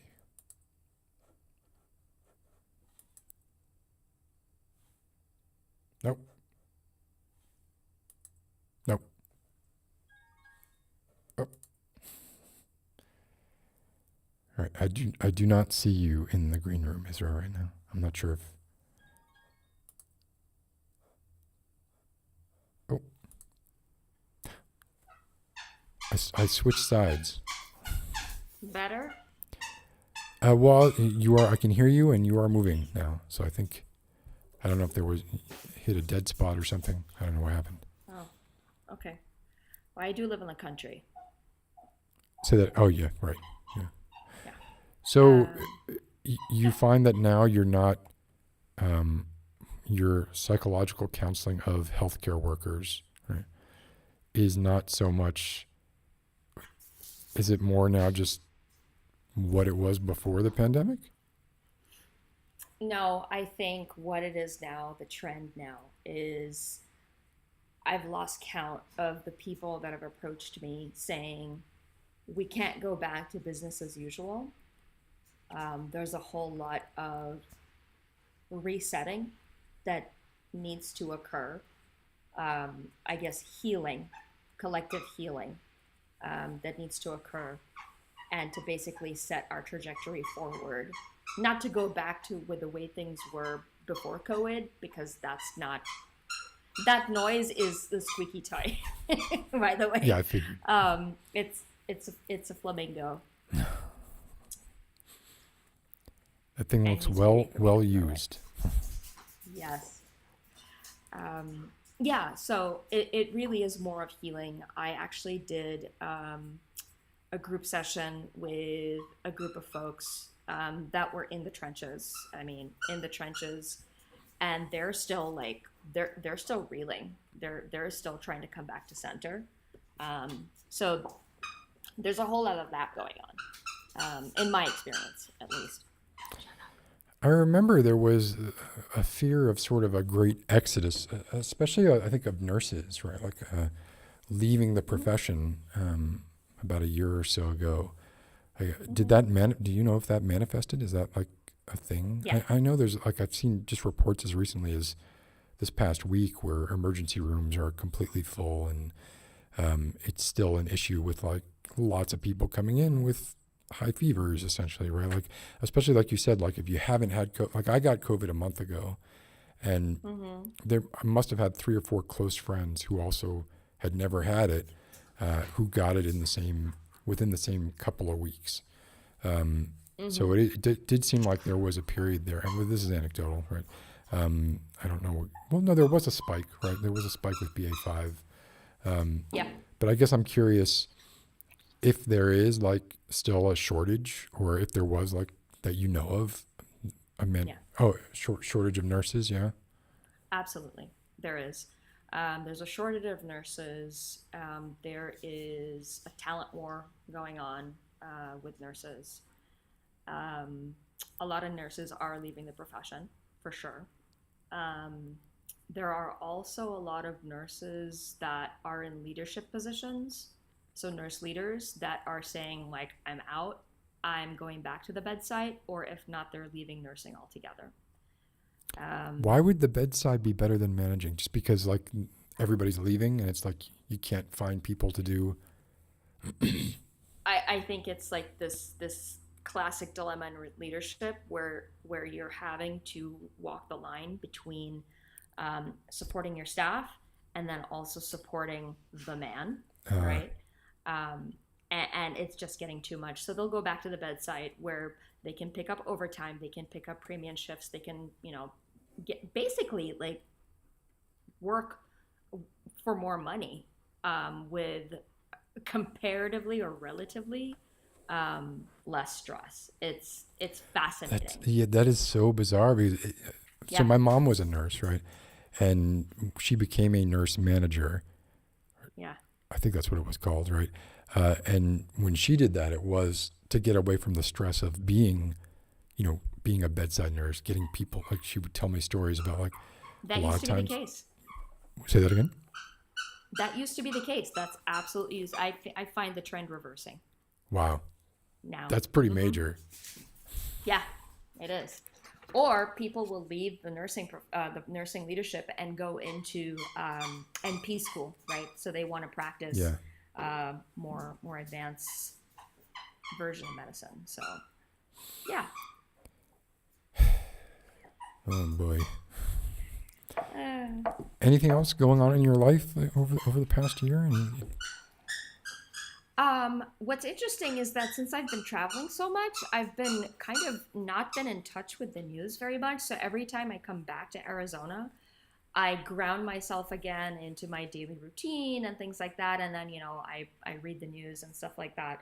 And I'm like, when did Salman Rushdie get stabbed? Right? Oh, yeah. It's like, the FBI raided Mar-a-Lago a week ago. Like, it's been really telling. Like, just feeling the passage of time without necessarily paying attention to the news every single day. It's been an interesting experiment for me to say, how am I feeling when I catch up with the news? Is it more bombarding and is it more depressing if I take it all in one lump sum, or is it more depressing just getting it like a daily dose? So I found that interesting. Do you have an early conclusion on that? It's inconclusive. I think I think we're fucked either way. I think I feel like, yeah, if I was getting it in these kind of dumps every 3 or 4 weeks or something like that, maybe I'd be able to keep things in better perspective than if I was just sort of inured to it. And because it's like this just constant drip, I don't even sort of realize how much it is, right? And it's just like one thing after another, and you just sort of just kind of accept that that's the way it is. But then if it was only once a month or once every couple of months, then I would be like, wow, shit's fucked up. And maybe not get used to it, right? And maybe we shouldn't get used to it, right? It seems like that might be like a lesson to take from that is, why are we getting used to something that really shouldn't be normal? Yeah, I agree to that. But, you know, the jury's still out on that one. I really could go or couldn't go either way at this point. It is what it is. Could you go like just ignoring the news as much as possible? Could you do, is that? I'm not one of those people that could do that. I inadvertently did that a while ago. I can't remember what time frame, but I just like, I can't remember. I was speaking, I think it's because I surround myself with people that are plugged in, dialed in. And so in our conversations, they'll say, oh yeah, and you know, such and such happened. I'm like, wait, when did that happen? Like, oh, you didn't hear about this? So I'm starting to feel like the outcast or the outsider. So I'm like, oh my gosh, I haven't, you know, I'm so out of touch. I'm this and that. So I'm falling to the pressure of inadvertently, you know, fear of missing out on certain events. But that's just me. Yeah, I can't even keep myself away from Jordan Peterson videos. So I have no luck at all keeping myself. That is a special type of challenge, I would say. It's weird. I don't know what's wrong with me. I came across this really fascinating TED Talk. I forget the name of the person. It wasn't Jordan Peterson? But it was based... no. Was he on TED? Oh, I don't know. Probably. I doubt know? it. No, I don't think so. I don't think I've ever seen a Jordan Peterson TED Talk. That would... No, I don't think he... No, I don't think so. The thing is that TED Talk really made a lot of sense to me. It didn't solve the world's problems, but it really put things into perspective, which the speaker essentially said that we have been in a cycle of narratives since almost the dawn of time. And every single time something changes in the world, it's because some group, whether it's right or left, doesn't matter what, it's because some group has found a narrative to push to the masses that's sort of like a restoration story. So it's basically saying the world is in chaos and disorder because of X, and so we need Y to bring us hope again. Mm-hmm. And so everyone pretty much like falls in line. It's like, yes, we can. Yes, there's hope. And that happens for a few decades maybe. And then another group comes along and says, there's chaos in the land and disorder in the land. Here's a new restoration story to get us back on track. And I was struck by just how true that is, because we start like from the Great Depression, recovering from that with the New Deal. Like Roosevelt, FDR was like, there's hope, right? Here's what we need to do. And then Reagan comes in and says, there's chaos in the land, there's hope, here's what we need to do. Obama came in with, yes, we can. I mean, it's just over and over and over again. And I feel like right now in our point in history, I think one more is coming. I just don't know what it is. When you say one more is coming, you mean the next in the never-ending line narrative. of this is the human condition, and every X number Yeah. of years we need to have this rallying restorative narrative. Yeah. Yeah. Do you not feel like the pendulum has swung more in the other direction in the past since the advent of Trumpism,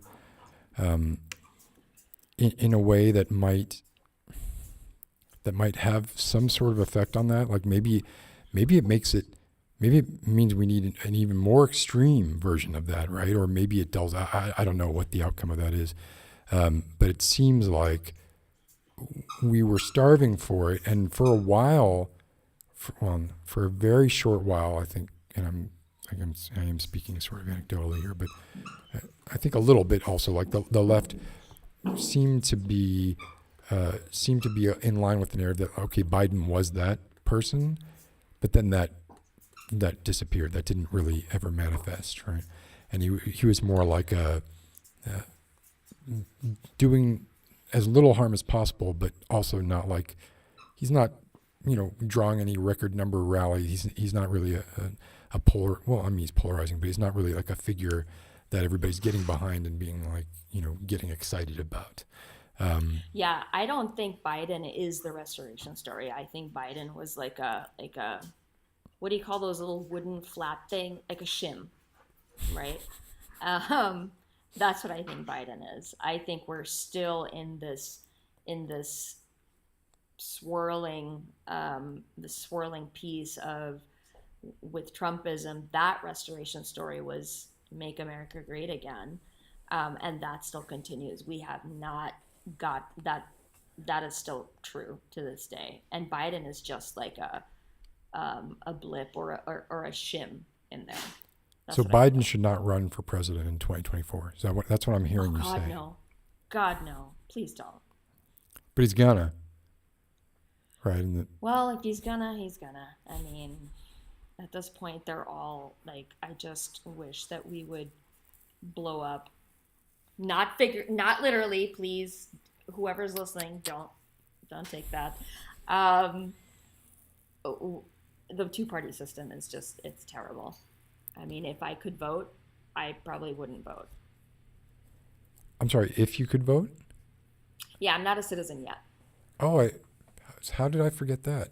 Oh, I'm not, I don't know. are you on your way? Like, is that something that's happening that you're progressing towards, or? Yeah, it is.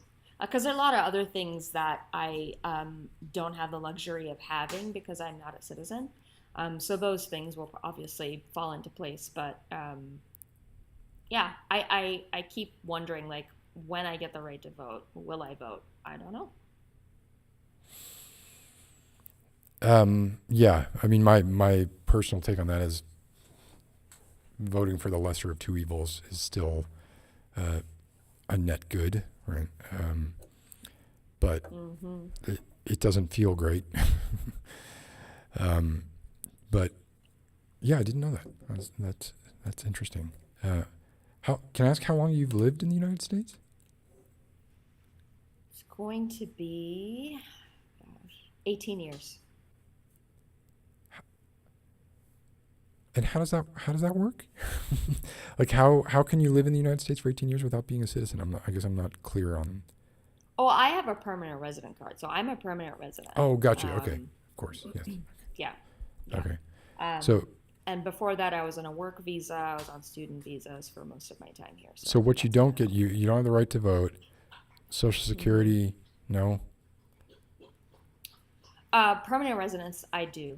But there are other things that I don't have access to. There are certain things where they'll ask, are you a U.S. citizen? Like when I was applying for my mortgage loan, they asked me, are you a U.S. citizen? It's like, no, I'm a permanent resident. And they're like, oh, okay. I mean, they just record it. You can't run for president. It didn't prevent. Nope, can't run for president. Which is a shame because I don't want that Biden job. sucks. Yeah.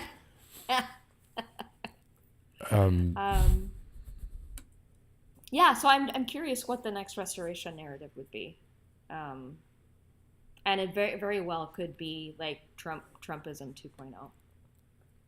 great. Did you see the reports of there was an LGBT rally, LGBT plus rally, where Antifa were actually there armed, and it was very confusing because there were armed counter-protesters and armed protesters, which seems like a great recipe for something really fun to happen soon. Love it. Did you see any of that? No, I've been traveling. What happened?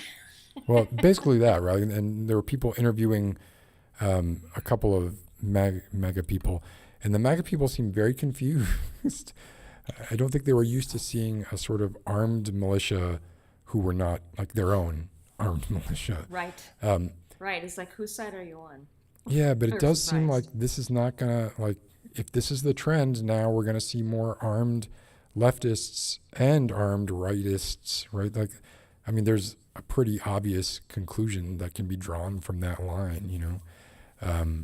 Oh yeah, I've been spaces on the street where both sides were armed. I've been there. It's yeah. What could go wrong? A lot of things. I was actually in a Roe v. Wade protest up at the Capitol here in Arizona. I drove up there the day that the decision was handed down.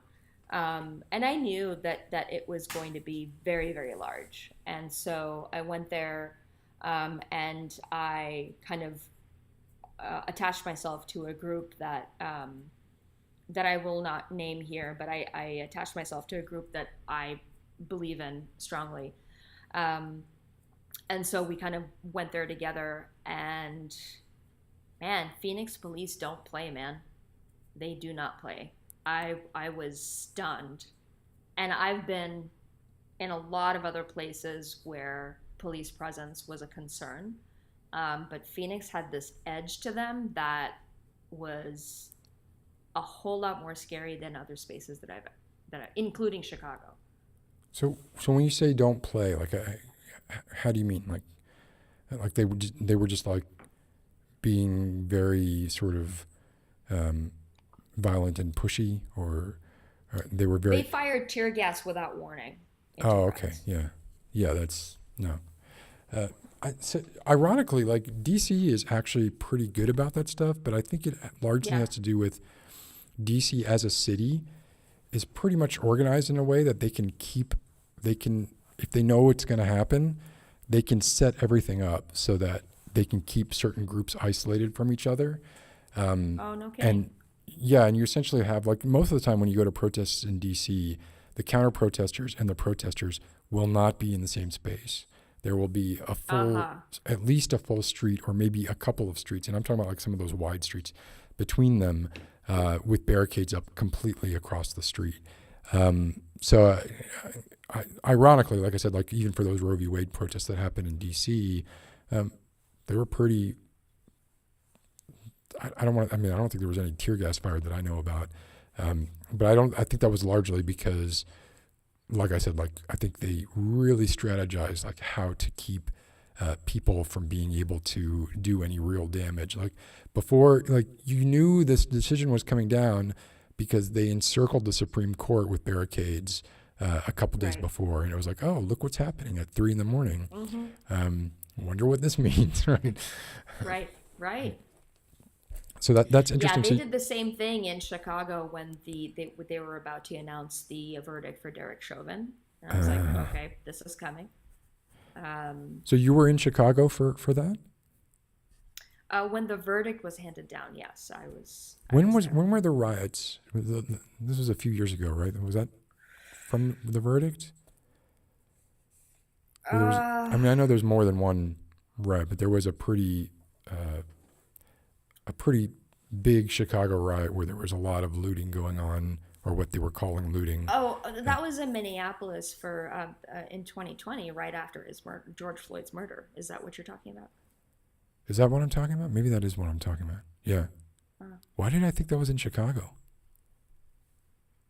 No. I don't know why I thought that was in Chicago. Okay, but were Sorry, you... not Derek Chauvin. Oh my God, not Derek Chauvin. Good Lord. The other guy who shot Laquan McDonald 16 times and a cover up happened. It's I hard. forgot his It's name. hard to.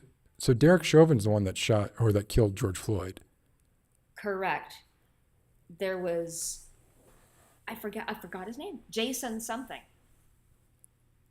Jason something. He shot Laquan McDonald. I was Yeah. there in Chicago with that bird. Huh. Were you there specifically for that, or was that just you? No, I was living in Chicago at the time. Oh, okay. Okay. Yeah. Wow. So Arizona, Phoenix in particular, the police are, in your experience, more hardcore than Chicago police. That's pretty. So Chicago police, I would say, they're faceless. They are trained by the Israeli army. That's a fun fact. So they almost come across as like stormtroopers. They don't have a face. They look like a militia. Yeah. This intimidation. It's like a idea of machine. tactics. It's a machine. Tampa police. I lived in Tampa Bay for a while, a long time. Tampa police have some give, but they kind of know they can be massaged a little bit, but they're still anyway questionable. Phoenix police, they have this texture of like grit around them that I can't necessarily say with observable behavior, but I mean you can tell that they're in the pockets of the right. I mean I could feel that, and I could tell. Like tear gas into an unarmed crowd with no counter protesters around, without warning. And then afterwards, after the tear gas is shot from multiple different directions, they sent a helicopter to hover very close to the ground to disperse the tear gas into wind tunnels. So it spilled out into the common streets. And I mean, I was impacted by that. Not as much as the other folks that were right there. So that tells me, like, I don't know. I have not been to a Phoenix rally after that. That's messed up. I didn't realize. I am familiar with using the helicopter to disperse tear gas in an urban environment tactic, but I have never actually. Well, I have been affected by tear gas, but I've never actually been affected by a helicopter dispersing tear gas or dispersing tear gas that was fired by police officers. Derek mentioned that we need to talk about the decision in Michigan today about the abortion rights ballot initiative. I don't know what's happening. Neither do I, so it would be very difficult for me to do that. Board of canvassers denied it being on the ballot lawlessly. Maybe Derek needs to call in. Derek, you're more than welcome to call in. Got to do it quick though, because everybody has all this energy and I don't. But yeah, I have no idea. I appreciate you sticking with it. What's that? I appreciate you sticking with it. I felt chatty tonight on my. Oh well, yeah. No, I wanted it'd been a while since we've been able to say hi, and I wanted to do that. What is there anything else you wanted to cover? Anything else you wanted to talk about? Lisa's saying, "Who is this?" This is Isra. Oh wait, I realized I didn't. It's a little late to put your name. What the hell happened? It used to. Oh, here it is. Yeah, why isn't it showing your name? There it is. Okay. There we go. Okay, so Derek's going to call in. So can you stick around, Derek? I can only talk for a few minutes though, because I'm like. I'm gonna let Derek take the floor, and I'm gonna pop off the camera so I can join the chat. How's that? Okay. Okay. Well, it's good talking to you again, Isra, and you as well. I'm glad you seem to be doing well. So I'm glad. I am. Thank you. And I'll talk to you soon. All right. Bye-bye. Bye. Okay. So while we wait for Derek to call in, I need to get some water because don't have water. I cannot drink any more Coke because it's gross. And then I'll be right back.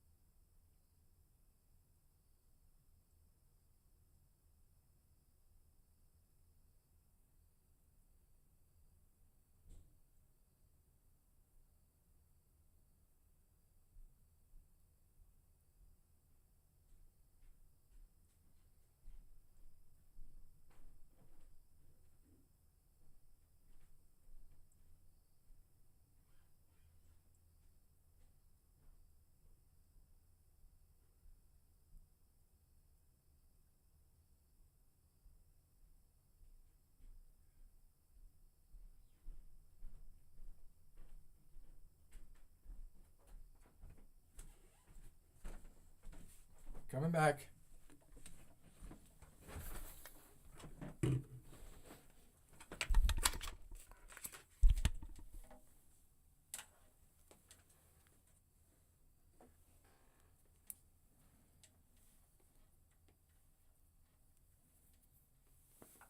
Sorry.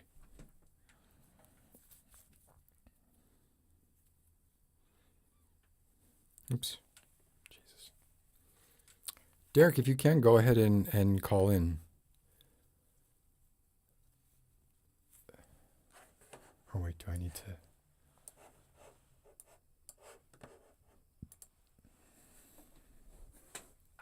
Oh, this is just a mess.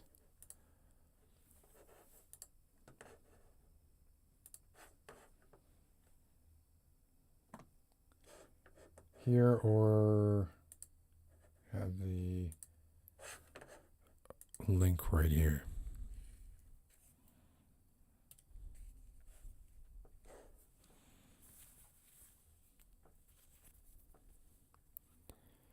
Yeah, I found that I mean, well, one, it was good to catch up with Isra.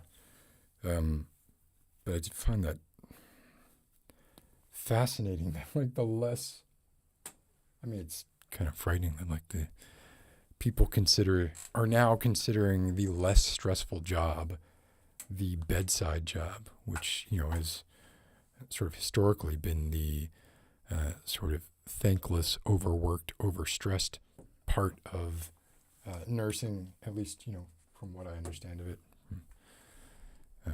My mother, who was a nurse. And certainly, it's more than that, right? That's, I think, kind of common knowledge, but turning around. So we'll have everybody is trying to be a nurse practitioner. Where do we get the frontliners?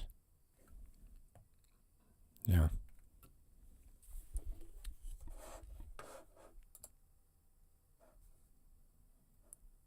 And Derek is in the guest room.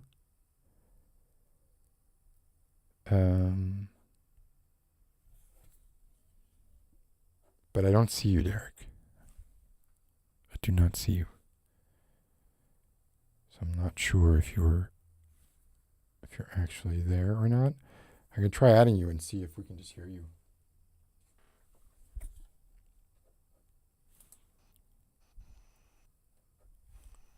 Can you hear me, Derek? Are you there? Can you hear me? Can you hear me?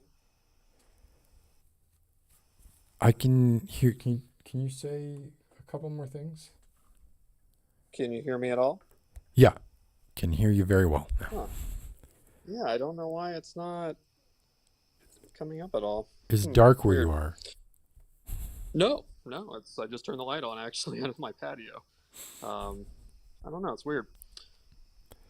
So But, anyway, it's good to talk with you a little bit. Been a while. Yeah, it's been a while for you too. Yeah. But so I know nothing about this. So you're saying it was an abortion bill that was kept off the ballot by Yeah.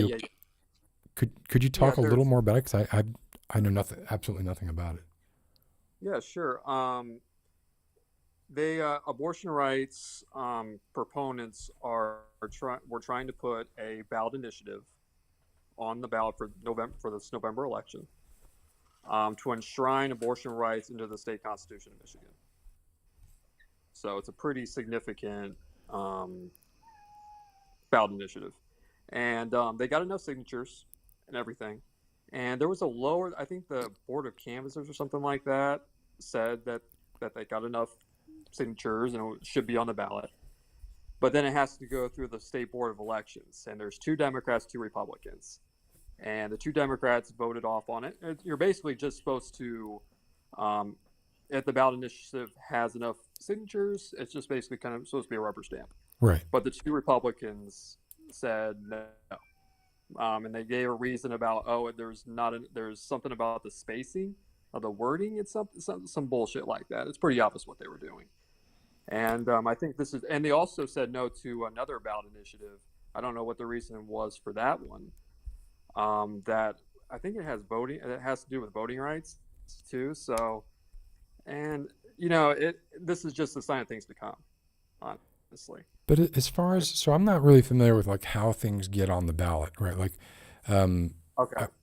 as far as like this rubber stamp committee that you're talking about. So even though you're saying it was 4 representatives, Yes. Mm-hmm. and On even the though, board of so it elections, was a tie, right? And Like 2 of them and you said needed, yes, 2 of them you said needed no. 3. You needed 3. 3 Oh. out of 4. So you had 2 Republicans, 2 Democrats. So now they have to appeal to the Michigan Supreme Court. And that's any time something gets added to the ballot?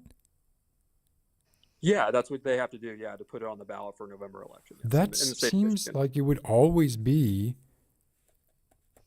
it would always be like fail. Like, why wouldn't they all just be like harpooning the other side's initiatives? Like, I'm surprised that works at all, right? Yeah, well, every state has a different procedure to do those things. So, and here it is because up until recently you didn't have such extremists in these positions, but they've been really, really good about making sure that they put people in those positions recently to kind of adhere to more of a Trumpian kind of viewpoint. So, and this is the result of that. So that's pretty scary, obviously, for 2024 in terms of certifying results and whatnot, and that's something to think about in all these states and what's at stake this November in so many of these states. So we're talking about like applying this to elections that may even not be that close, right? But the same board that then could invalidate that election result. And some of this is the result of like installations that were done over the past since 2016, right? Right. Yeah. Yeah. I think really since post 2018, but yeah, 16 too. Yeah. It's shocking. I mean, the guy is still saying, as recently as like last night, right? Still crying about the 2020 election. Still saying that he should be. There should be another. This was one of the truths that among those truths, one of which was, I don't know if you saw it earlier. Here, since you're not showing up visually, I can pop it up again. I thought it was fucking hilarious. He truthed. Oh yeah, I saw that. Yeah, I saw my brother send me that actually. Yeah, why are people so mean, especially to him, right? Like, yeah, we all think that too, Trump. Why is that so mean for him? I'm kind of losing your sound. Like, your sound is kind of going in and out a bit. Oh, can you hear me better now? Yeah, it sounded like maybe you had turned a different way or something. Yeah, I was starting to laugh, so I kind of I kind of put it further away from my mouth, but yeah. So what would you say that like what we need to watch out for are essentially whatever happen? Is this going to be a midterm thing, or are you talking about a 2024 thing? Both, really, going forward. And do you think that's going to be something that like the left will not have the? They will not be underhanded enough to like do it themselves, and one might say courageous enough to do it themselves, but the right will happily sort of indulge in it, and so we'll have a lot of these things that end up swinging things red. Is that? I guess it could. I think this could supercharge extremism on both sides. Honestly, even on the Democratic side, they can do it themselves as well in the future. But I generally, Democrats are more of a big tent party, more responsible. Wanting to make policy and whatnot. The GOP is more post policy at this point. It's not really about that at this point. Well, it also seems like the GOP is more. More about like the rules don't apply, to what we're doing, right? Yeah. Like, or they claim like some outsider kind of like justification for why they're doing what they're doing, or they invent some reason why it actually is legitimate for what they're doing. Whereas the left will just kind of be like, no, we're just kind of doing it by the rules, and the rules say we lost, Mm-hmm. Well, Democratic Party is made up of increasingly like college educated, more of those educated voters, and they want to adhere to the rules. You know what I mean? They want to adhere to a higher standing. This is a policy, or politics is a noble venture, and Republicans at this point have kind of given up on that in the recent years, and it's truly startling and sad. It really is. And I just remember when I first started when I started being conscious about politics, how crazy it is. Like another lifetime. It's insane how things have really gone off the rails in the last 6 years. It really has been. It's funny because like when I think about it on like a global level, my thoughts are always, well, the U.S. needs to conduct itself in a way in which it is leading by example, right? Like it's not a good thing whenever the U.S. indulges in any kind of underhanded tactics, in which, I mean, we do it all the time, but ideally it would not be like a different rule set for us and a different rule set for them. And that's still, obviously, that's still like the advantage there goes to the U.S. because you have small terrorist groups that don't have, or small, let's say, counter-capitalist groups that don't have the wherewithal, or wherewithal is not the right word. They just don't have the might, right, to play by the same rule set. And yet, when it comes to like talking about within country politics, I'm much more inclined to be like, well, why doesn't the left just do the same shit? Like, why doesn't the left just like, look, the rules are evolving or devolving, and if the right is not going to play by the rules, and the left is going to be like, well, we are going to play by the rules, the left is going to get fucked. Mm-hmm. Yes. I don't know where this goes, honestly. I really don't. I've been thinking about it a lot. I'm thinking about this a lot lately, and I don't know. I really don't know how this is gonna go in the next few years. I can see so many bad results in 2024. How this could go. I don't really know. What do you think about Biden running again? I think if he's healthy, he will. Especially if Trump's running. Yes, he will. Is he healthy? Is he healthy now? Yeah, I think for a guy his age, I think he looks pretty healthy. I mean, really, considering where he could be in his physical state. So. He looks healthy. Yeah. It's just difficult. I just heard him speak yesterday. He sounded strong, coherent. Yes, the past 2 weeks he sounded much better than he has the 6 months prior to these past 2 weeks, which just makes me think, what did they give him, right, in the past 2 weeks? That he's I now. Think he might just be rejuvenated too. He's had a really good stretch recently, so that can help too, to put a little bit of pep in your step when you're getting legislative wins. Poll numbers going up. So yeah, I just cannot imagine him 2 years from now being any kind of. Yeah, I know. I said it a little bit earlier. I wasn't sure if you were on the stream or not, but like it feels to me like if we elect Biden in 2024, we're really just electing whoever the vice presidential candidate is. Absolutely.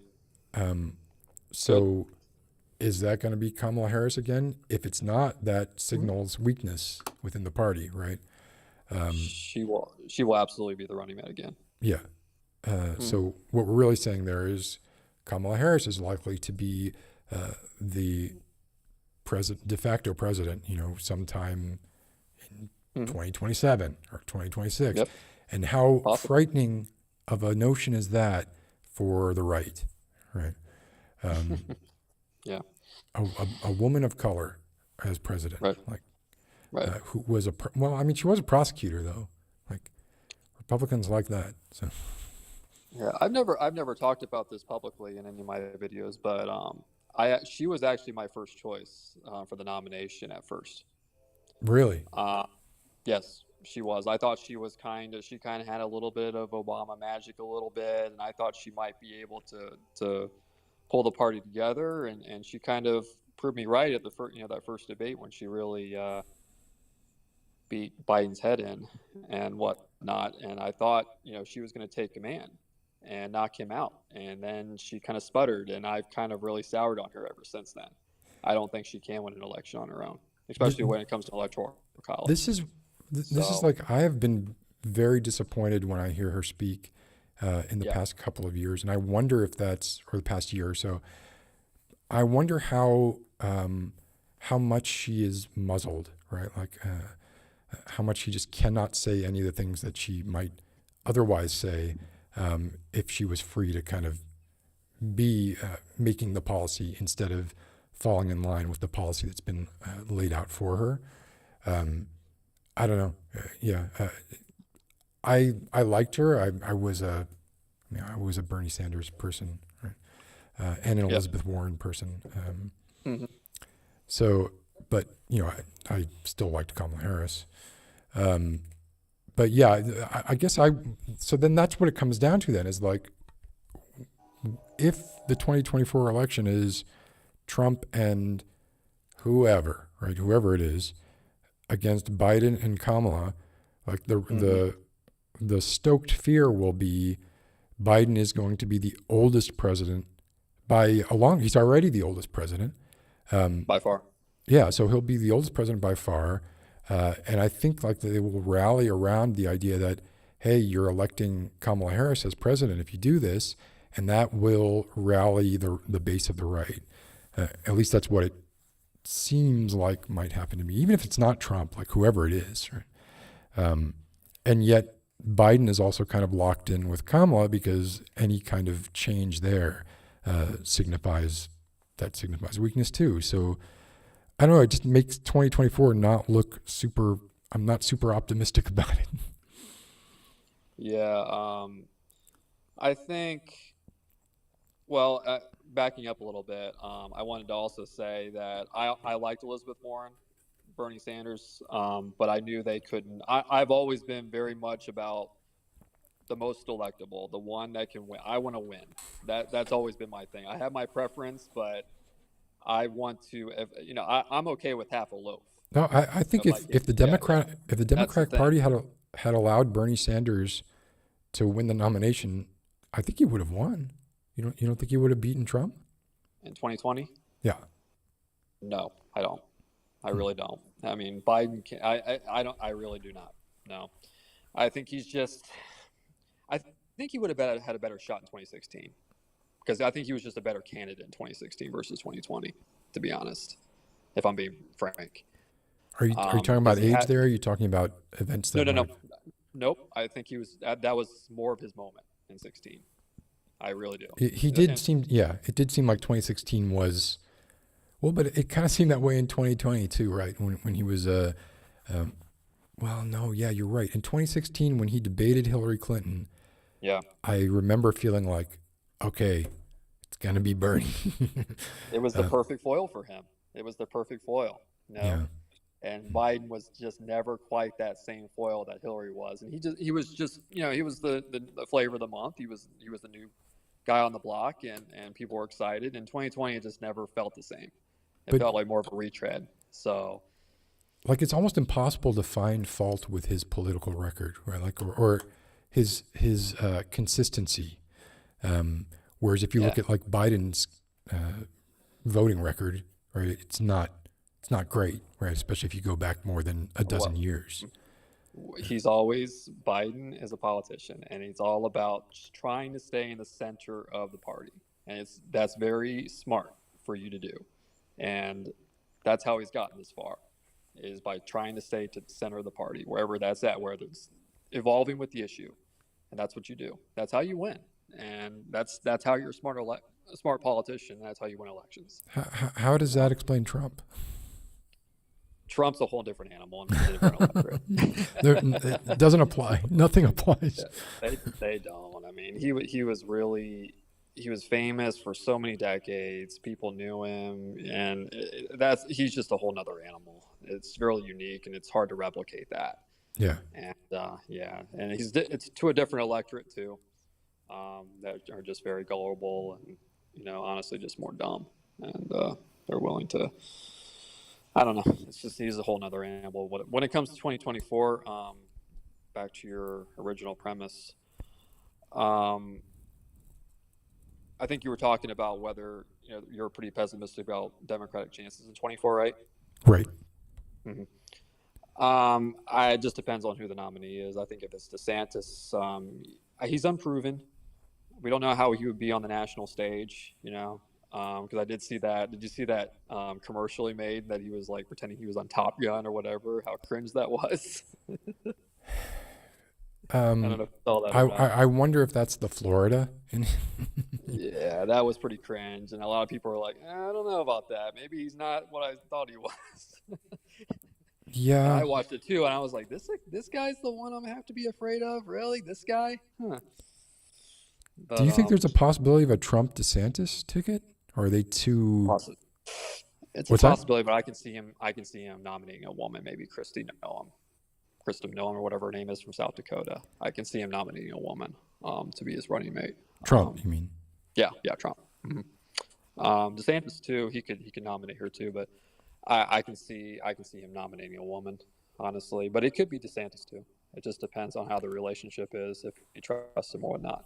I mean, if there's something that Trump has proven that he can do, it's like insult the hell out of somebody one day and then pretend to be their buddy the next day, right? So yeah, you never know. You just never know where that relationship's going to be. Right, but that's what I'm saying. Like, it's difficult to say, Yeah. well, Trump hates DeSantis, right? Like, which it seems like he definitely does at this point, largely because he feels threatened by him. But then again, he's said terrible things about Ted Cruz's wife, and he said terrible things about Lindsey Graham, and they'll still be buddy when push comes to shove. I always had, even before the raid, I was always in doubt that DeSantis was actually going to challenge him for the nomination, whether he really was going to take that on, because you really have to pull out the knife at some point, and I just didn't know if he really had that in him, and with no guarantee of success, where that could really destroy your career potentially. And I think it's clear since the raid that he's going with running mate. I think, Wait, that DeSantis is going with? Yeah, I think he's kind of resigned, to running mate after post raid. I think so. I think he's really kind of defended him very strongly, and I think that's what he's kind of looking at now at this point. I think the raid's really helped him with that is the maybe primary. just like a ploy to make sure that he's appealing to the same base? Yeah, I don't think he's going to challenge him, especially now post raid. I don't think he's going to challenge him at this point. I have my doubts anyway. A lot of people are like, oh well, he's going to have to, but it's like I just don't see how he's going to be able to do that, to challenge Trump head to head. You're going to have to take him on. So what if criminal criticize charges him. come from the result of this raid? I don't think they care. They're going to say, oh, it's a witch hunt. Doesn't matter. They don't care. Primary voters, at least. The electorate, it's going to hurt him with the general electorate. But in terms of the primary voters, he's going to still have that 30%, 40% or so, and that's going to carry him through. And well, we'll see what happens if he actually does get, I have my doubts whether he's actually going to get charged. I would probably peg it around 20% maybe, which is still high. I mean, for a former president, oh my God. But he does seem to have an uncanny ability to collapse his rib cage and hip bones and slide through very tiny holes. Yeah. Well, it's, this is, charging a former president, that, and one that is still eligible to run. That is a big step, huge step in American history. So Let's do it. I'm there with you, man, at this point. And I'm always, I try to be more cautious about these things, but at this point it has to happen. It really does. Yeah. Well, we'll see if it actually does. So people are saying in the chat that you would be great to have on to talk about live stream on election time. Oh yeah, that would be great actually. I've been on Twitter. On every election since 2012 or so, and watching everybody's live tweeting and everything. That's always been fun. And I've gotten in the action a little bit, but yeah, that would be fun. You should do that actually. I did it for the 2020 election. Oh, you did? Oh, really? Yeah. Although, I actually didn't find obviously out about this until my girlfriend told me about it. So I didn't even know you had until earlier this year when she told me about it. So yeah, I ended up going like 5 hours, and then it was just like, okay, wow, I'm not gonna know, but It was. Did It you go? was Did you go fun. like day because it went through that whole week, if I remember correctly? So did you like go come back every night? No, no, I didn't do that. It was just Recap? yeah Oh, on the okay. Wednesday. It happened to be the Wednesday night. So or what? Actually, I don't know what night of the week it was, but I just did whatever Tuesday night night. of the Tuesday night. Tuesday night. It's always the first Yeah. Tuesday in November. Yep. Then I did it. Yeah, I did it Tuesday night, but I don't think I came back. Um, Oh, then you're not a true warrior, man. No, I'm you gotta not. go every night. I turned 50 next month. Oh, come on, you look good. You can do it. You got the stamina. I totally don't. Speaking of stamina, it's almost my bedtime. I would 10 love o'clock? for us to like talk again on political, stuff or whatever. Yeah. Because I live in DC, but I'm very much a dilettante, right? Like it's something that I have sort of broad feelings about, but a lot of the What? When I was on the first time, my girlfriend actually told me that I was a little bit rough on you, and because I actually thought you were really involved in politics. I thought you had a background in politics by the way you spoke in it. oh And yeah, she was no, like, I don't think he does. And I'm no. like, oh yeah, I guess because I think I said something to the effect of, I'm surprised that you don't know about this or that.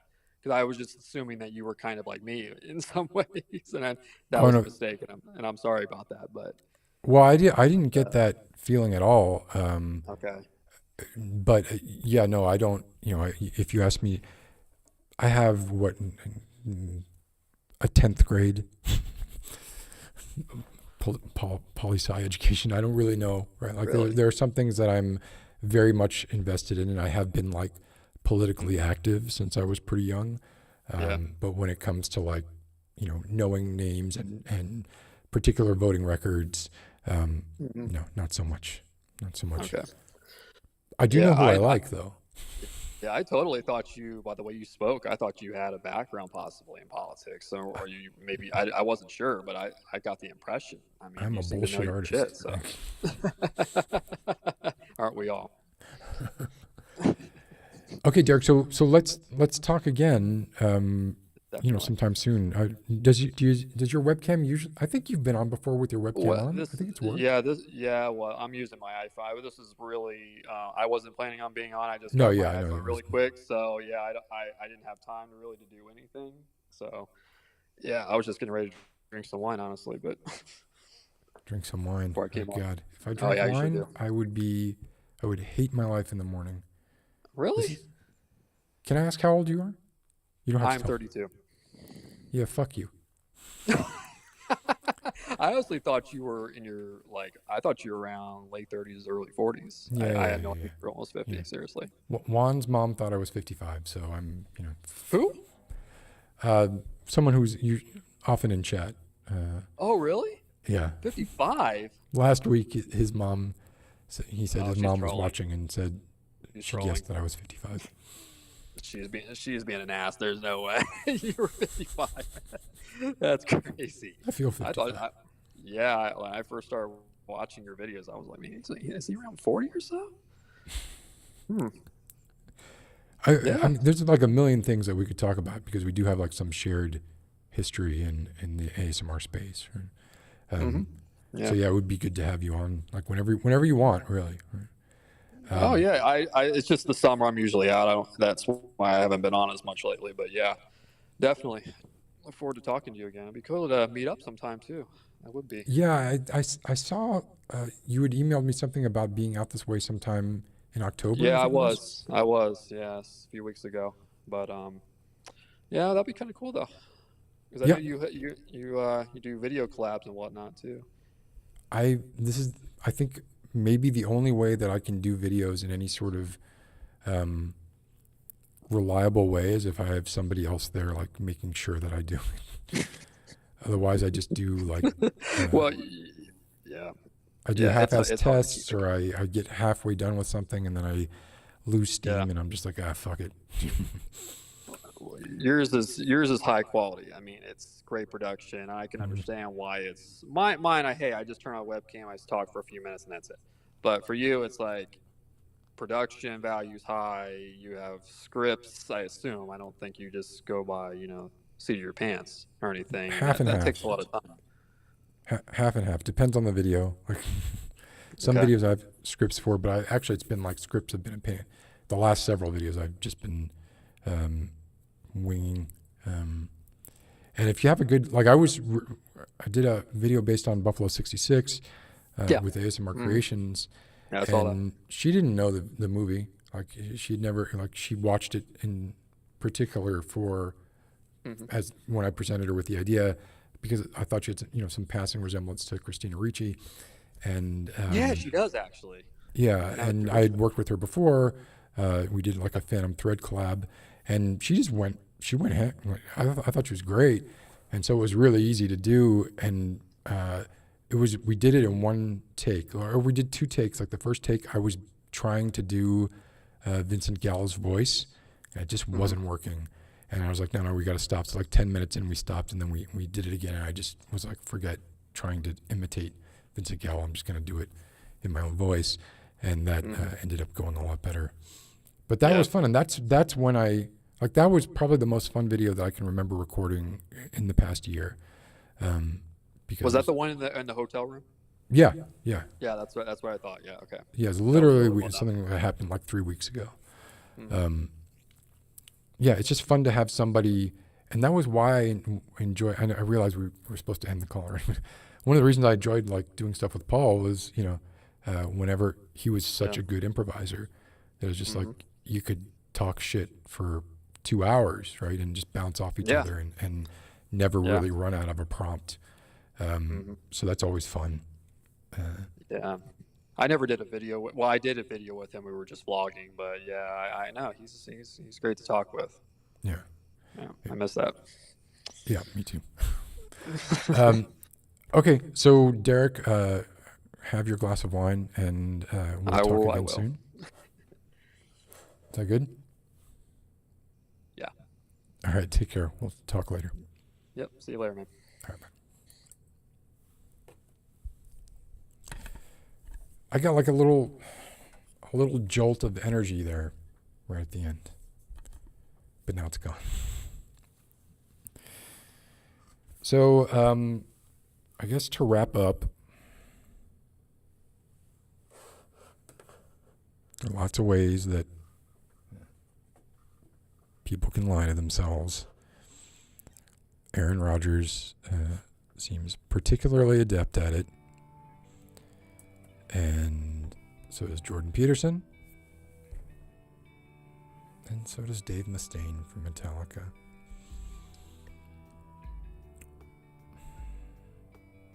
So I have a Spotify subscription, but I feel like I'm gonna, you know what, I can't do it. I can't say I'm not gonna watch anymore. Like, fuck, man. Like, there is a little tiny part in the back of my mind that's sort of like, are you like fooling yourself doing this? Are you like saying that you're here? You're imagining that you're Louis Theroux, but really you're just like, this is the kind of content you like to listen to. And that would be a terrible awakening. And I hope it's not true. Oh, good night, Israel. Good night. Well, good night, everybody. I'm about to log off here. But thanks for coming by. It was good to talk to you, and it's good to talk to Derek. Good to see everybody. Hope to see you all next week. Hope that Trump has criminal charges filed against him. I want to see him on the stand. I want a Depp Heard type trial. I want it to be televised, every moment of it televised. I want it to happen in a Virginia state court. I can just drive over to. And I want it to launch 1 million TikToks and to give us such wonderful things as, I don't know. What was it? Was it that? I don't even, is that playing? Wait, I have music playing, so wait, we gotta There we go. Or My dog stepped on a bee. I want all kinds of memes coming from it. I want Donald Trump to get the vapors on the stand. I want to hear how many objections come up when he just cannot answer a question. I know he would never be on the stand. I'm aware of that. This is what I wish would happen. Maybe 5% of it comes true. I'll consider myself lucky. All right. It's good talking to you all and seeing you all. Hope you all have a good night. And I will see you next week. Take care.